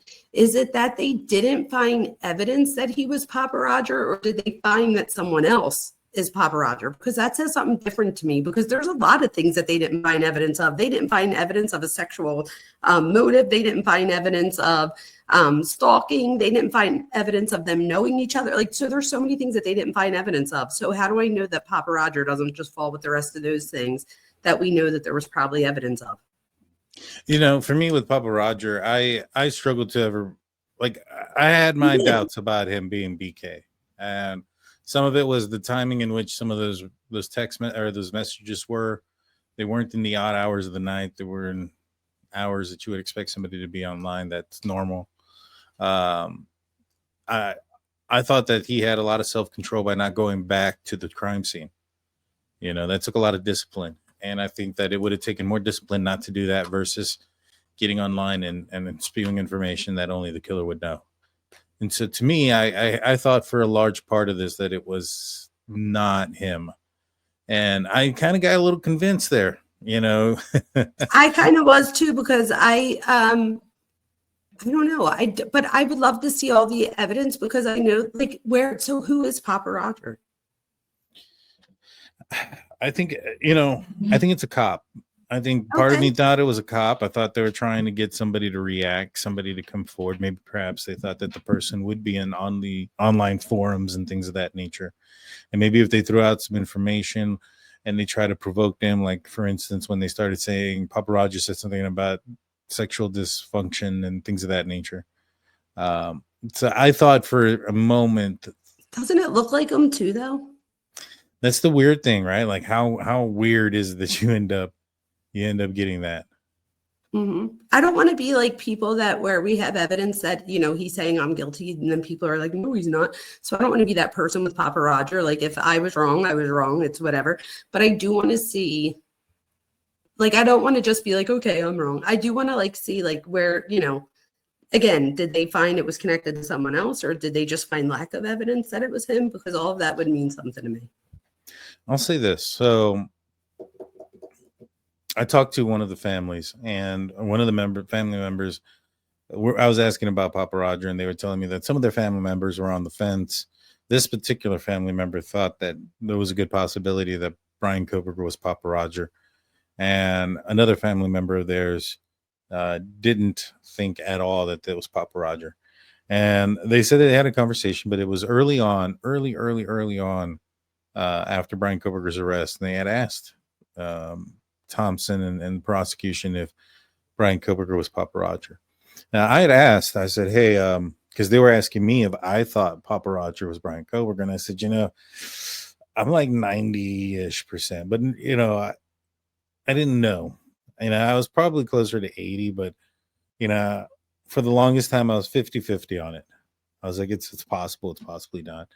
And the more I started, thinking about the questions that were asked, the picture of them that look so close together, I really started to lean, maybe this is actually Bryan Kohberger. And they had asked, and I'd asked them, I said, hey, well, didn't you ask the prosecution if it was him at any point? What was their response? And before they responded, I said, well, if the response was no, then I would say then he's absolutely not Bryan Kohberger. But if the response was no comment, then there's a possibility there. And the response that I got was that prosecution said no comment. And then I kind of dug in a little bit more, and the actual statement was we cannot confirm nor deny it. And so no comment and not confirm nor deny are two different things, right? No comment told me that yeah, he was more than likely would have been him. Can't confirm nor deny means that it's a possibility, and it's also a possibility that they have no idea. So why would a and cop though? Somebody said it in chat, and this is a good point. Why would a cop put out there about the knife sheath? that's a good point. And where I was going with that is, I thought maybe it was a cop, but then if they were unsure at that point, that tells me it's not a cop because they would have known. Yes. So that's kind of where I was going. So as I was breaking it down, I no longer think it's a cop. It's probably dude, I wouldn't be surprised if it's a WSU criminology student who got freaked out when Bryan Kohberger's name came up and said, holy crap. And their picture looks kind of similar to Bryan Kohberger. And that's the reason why they kind of went dark. I still feel like I want to see that. Like I want to see what the data is that shows it wasn't him. Because didn't he have a VPN and everything? Like, couldn't there be a way that he? Well, picture this. What if it was a WSU student, right? What if it was a criminology WSU student? And the reason why they said that I think maybe there's the knife sheath there is because they can't, and this is just speculation. This is bull crap. Just me talking. Like, wouldn't it be weird? Like, all right, so if you're a criminology student, that's why some of the questions seem very similar to what Bryan Kohberger was asking in his thing, in his Reddit survey and stuff. It's because it's kind of coming from the same genre, so to speak, when it comes to what they were studying. And what if like this person talked to other people outside of Facebook and they spoke to other students at WSU, maybe perhaps even Bryan Kohberger? And what if they got that information from that? What if they're like, what if Bryan Kohberger told them something like, man, maybe the guy left the knife sheath since they know it's a fixed blade knife, like kind of like when I'm talking to somebody, I've seen it a couple of times where I say something on the show and then I'll see other folks say a lot of the same things that I'm saying, just kind of regurgitating it. Maybe he or she got spooked when the name came up, because that's the only thing that it doesn't make sense to me for somebody to be so argumentative and somebody to be trying to explain a point that ends up being true, doesn't gloat. It doesn't make any sense given the personality that they were displaying online. What do you think? I don't know. I was like convinced that it was him, and I was the entire time. And I'm usually like, I mean, of course, I'm going to be wrong at things. I'm not good at everything, but this was one of the things that I really felt it was him. But somebody said that Anjanette Levy explains it better than they can. So after we get off, I'm going to 100% research it so that I could see why they're saying it wasn't him. Because again, I need to see data. I don't just, and it's not that I don't take people in the chats word. I'm just saying in general, I would tell everybody, don't just take anybody's word for it. Do your own research. Yeah, 100%. But I'll figure it out. All right, let's hit play on this and see. There's just a few minutes left. Retribution with the loudest megaphone. I've listened intently to the stories and pain that have been shared today, with great awe at the courage and resilience of the surviving family members of those wonderful children. I've listened also to the surviving roommates, both in person and through their friends. And I can't think of how, frankly, courageous they have been despite the hell that they have faced by uncaring people who have come up with all kinds of crazy theories about two kids simply being kids. Parents, siblings, and other family members who have spoken today are designated as victims in our legal system. But going forward, I hope that they can shed that label, as it gives too much power to the evil that condemned them to that role. They are and should be known as survivors, fighters, and foremost as witnesses to the tremendous lives of value and unbounded promise of these four young people. But those speaking today and those who did not speak, but who carry the same burden, this same loss, now carry forward the memories of these now perpetually young people, these forever children. These survivors carry the responsibility of ensuring that the voices of these children, Maddie, Kaylee, Xana, and Ethan, are never forgotten, and the positive impacts that they have had on so many lives are never minimized, and that the love they shared, the light that they shined onto others is forever celebrated. As we sit here today, this case is ending, and we are now certain who committed these unspeakable acts of evil, but we don't know, and what we may never know is why. I share the desire expressed by others to understand the why, but upon reflection, it seems to me, and this is just my own opinion, that by continuing to focus on why, we continue to give Mr. Kohberger relevance. We give him agency, and we give him power. The need to know what is inherently not understandable makes us dependent upon the defendant to provide us with a reason, and that gives him the spotlight, the attention, and the power he appears to crave. Yet even if I could force him to speak, which legally I cannot, how could anyone ever be assured that what he speaks is the truth? Do we really believe, after all of this, he's capable of speaking the truth or of giving up something of himself to help the very people whose lives he destroyed? Rather, I suspect the so-called reason would be dished out in enticing, self-serving, and aggrandizing untruthful bits, leaving people wanting more information, more insight, and thus enhancing even further the power he seeks to hold. Even if we could get truthful insight into his why, I suspect it would not in any way quench one's thirst for actually understanding why in the first instance. Because there is no reason for these crimes that could approach anything resembling rationality. No conceivable reason could make any sense.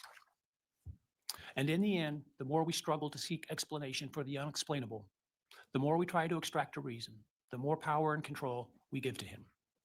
In my view, the time has now come to end Mr. Kohberger's 15 minutes of fame. It's time that he be consigned to the ignominy and isolation of perpetual incarceration. I know there has been concern about him collaborating on books or movies or other media projects, and I truly hope that someone does not stoop to affording him this spotlight that he desires in the name of clicks, royalties, or profits. While criminal behavioralists should study him away from the spotlight in an attempt to prevent other would-be killers from acting on their worst impulses, there should be no need for that to spill over into the public eye. The great Idaho jurist Edward Lodge was known for trying to find something positive about every person he ever sentenced. And with over a half a century as a trial judge, that was a lot of people. This was often challenging, and I recall in one case he said that the best he could come up with was the defendant had good penmanship.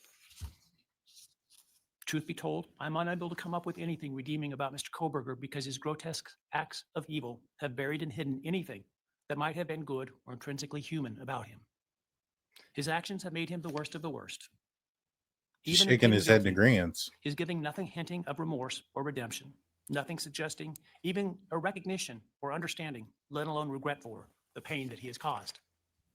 And therefore, I will not attempt to speak about him further, other than to simply sentence him so that he is forever removed from civilized society. Accordingly, based upon his conduct and based upon the record before this court, recognizing the standards that govern this court's sentencing decisions as set forth in State v. Toohill, I hereby sentence Mr. Kohberger as follows.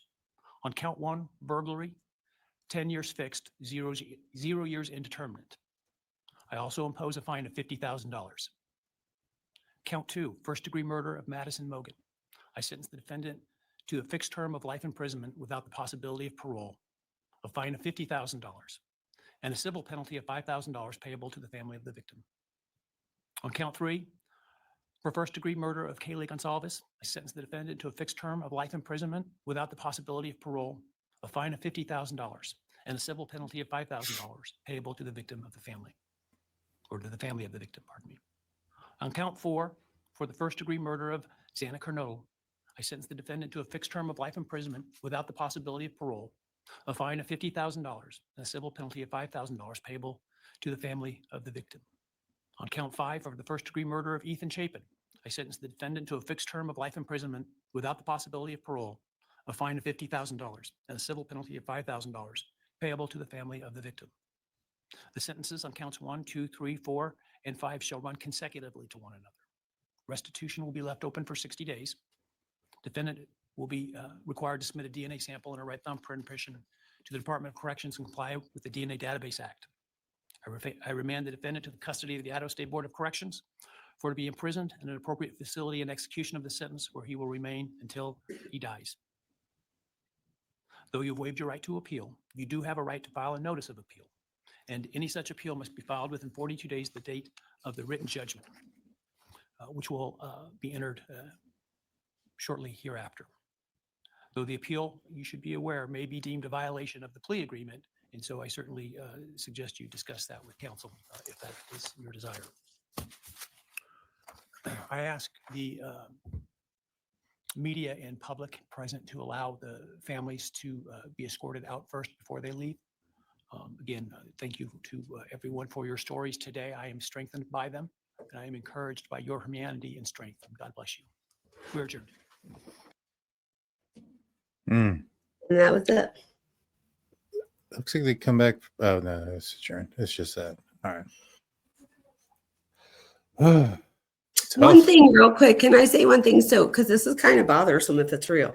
So someone in chat said that the Papa Rogers thing, that Anjanette Levy, that I said that I was going to go check it after this, they said that she's friends with the person who is the who owns the Papa Rogers account. If that's the case, that's like, I don't know. Wouldn't that be a little bit messed up to like go on shows and act like you didn't know who Papa Roger was if it was your friend? I agree. I don't like. I would agree. I don't love that. Yeah, I agree. Daniel, if you did something like that, Daniel, we'd be fighting. I would make you tell people though. Fake the Papa Rogers and had the entire world thinking like if you were a murderer, of course. I'm saying. Gotcha. Well, you know, you won't be a murderer, so it'll be good. No, like I said, when it comes to Papa Rogers or Papa Roger, I was skeptical. You know, I was skeptical for the longest time. I kind of let my guard down a little bit, but I was skeptical that it was him.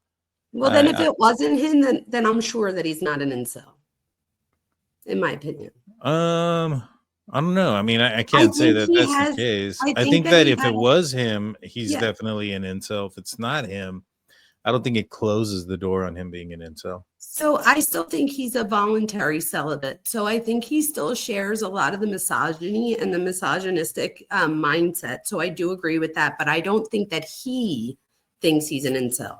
Like, in other words, I think that if he knew that people thought he was an incel and not Ted Bundy, that would bother him. He wants to be Ted Bundy. He does not want to be Elliot Rodger. So I feel like in that sense, but I do see the similarities. I just don't know that he never had any girls that didn't like him. That's the only part that I struggle with. And this would have to be where he couldn't. I mean, I guess the girls that he liked didn't like him. So there you go. That's why I say voluntary. The was there Miss Ko, the Asian female that ran to him. He asked her out, and she told him no. And then he got mad. I thought it was reverse. I thought Yes, there was a time where she ran to him in those things. But after that, I guess she started to figure things out. And he asked her to coffee, according to the book, the American Tragedy. I think it was, I don't remember which one, maybe the third chapter or the third part. They talked about her and how he moved some things around. And that she said that he had asked her to get some coffee and she told him no. And he got really, really pissed. A good thing, because she probably wouldn't have came back from coffee if she would have went. I agree. But even the one that kind of led him, like maybe he thought, all right, I have her, you know, worst case scenario type of thing. Like, you know, I have somebody to fall back on. When he tried to fall back on her, she said no. Well, the one girl, she didn't say she said no. The one girl just said that like time happened, but that, remember the one No, this is the Asian girl. She said no to him to the coffee. I can't believe that. And thank God she did. I'm glad that I wish that somebody would have corrected that record a long time ago, because I feel like for a while people were really feeling bad for her because he like turned her down, what we all thought. So that actually makes sense. That may have been the situation where he was just not picking up the cues or the clues that she was interested. And by the time he did, he started getting creepy and started moving things around to see what her reaction would be. And Or like you said, the first time she started to come, like she started to catch on because of the stuff with, didn't she say about the watch or something? And then as soon as she said something to him, like an hour later, the watch was back. And then same it was thing the with key. the same thing with the stuff in her house though, right? And like things, so it was suspected that that was him. So what if she, like you said, the first time started to catch on to him a little bit? What if he was like asking her out then, even if he wasn't going to do something to her? So let me walk that back a little bit because I don't know that to be true, but it could have been for manipulation purposes, thinking that he could get her to not think it's him type thing. Does that make sense? Yeah. Yeah. Maybe. But I just think that in the end, she started to realize that he's the one, because it was the key that went missing. And then when she brought it up to his Oh, yeah. attention, the key was there. And then the only things that were missing was, I think, a picture and something else. May have been the watch that she said that she was deeply, it was a letter that she was deeply, had a personal connection to. And those were the things that were missing shortly after she had told him about those things being so close to her. And so yeah, it's she probably saved her life, by Probably. turning him down. Absolutely. And people are pointing it out. Good point that, like, and I've said this before, that we called him at the beginning, this cell, oh my gosh, the voluntary celibate, because it was just the girls that he didn't want him. But I didn't know necessarily that all girls didn't want him. Didn't even the girl in the book, because I read that book like 4 times. Didn't the one girl that he, that I was saying before, how he says that he has to get the needles for the aunt and all, didn't she say that she kind of was into him? It said she liked him. Now, I don't know if Yeah. that was like a romantic like, or if that was just liked him as a person. It felt like she was liking him when you seen, like, when she was like, oh, I didn't think anything of it at the time. Like, I would Right. have been like shady if we went and I dropped you, or I took you to a bar to run in real quick and then took you for needles. Like, I don't know. And even Maybe at that, I don't think he picks up on that stuff. Like, he doesn't pick up when somebody's interested. I don't think he sees it. Oh, I think he sees it. I think he's just creepy. I think it's part of his I think it's part of a personality and not part of, like, not getting it. I think he's manipulative. I think he has a mask on. I think that because when he wants to manipulate people, he's actually quite good at it. Like, he manipulated his mom and dad in many ways over the years, his, and other people. Even if you look at, like, Dr. Ramsland, he manipulated her thought process to thinking that he was, if anything, one of the best students in the class, if not the top student. So he's quite clever at manipulating. Just because he wasn't able to manipulate in this situation doesn't mean that he hasn't been able to manipulate in the past. And I'm sure there were many times where he couldn't manipulate in the beginning, but I think over time he might have learned some of that behavior, because we see it later on. Mm-hmm. Yeah, no, he definitely is. I mean, the book talks about how he would, like, when he broke into his neighbor's house, who was friends with the one that passed away with an overdose, Jeremy Saba. He had gotten arrested, Jeremy, and he contacted Connie, his mom, and said, hey, I heard, are you going to go see him? Yeah. When are you going? All right. I just want to know so that I can go when you guys are done, or something of that nature. That's a great example. So he knew that when they were going to leave, and he went and stole all their stuff.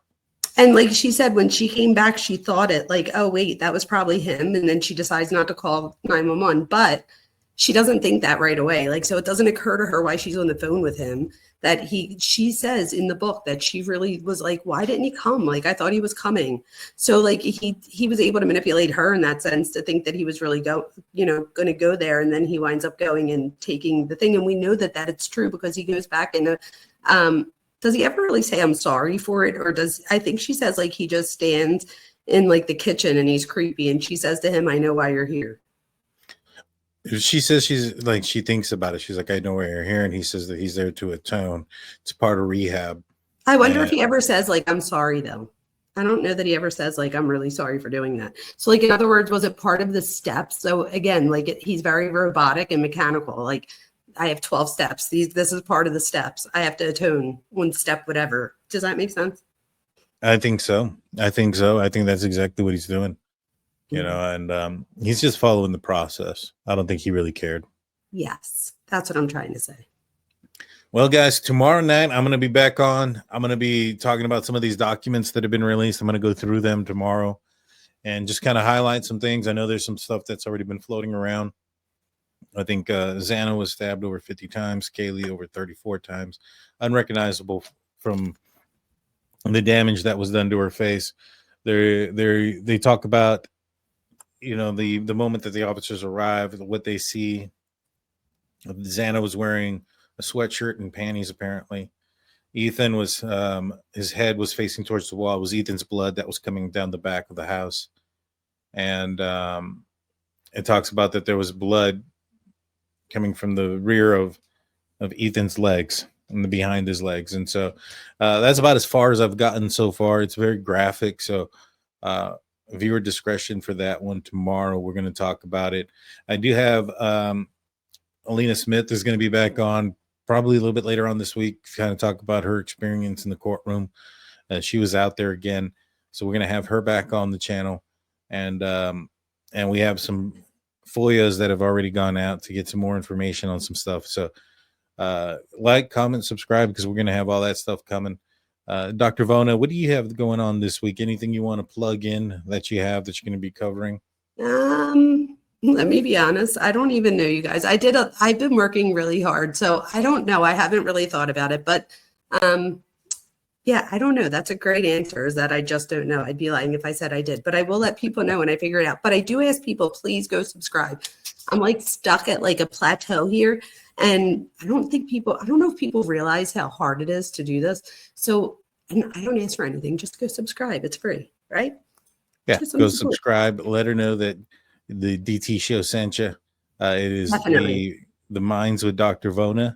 The Minds Behind True Crime, but it's on my name, and I think Mark put it in the chat. It's there. He did. Yes, and thank you all for sticking with us for 3.5 hours. Dr. Vona, I thank you so much for doing this twice. Oh, you're good. I appreciate you. Thank you so much. I appreciate you. If you remember, send me the link at some point tomorrow or the next day. Yes, I will. I will take care of that and get that forward to you. Thank you. All righty, guys. Thank you all. Y'all have a great night. We'll see you guys tomorrow. Bye.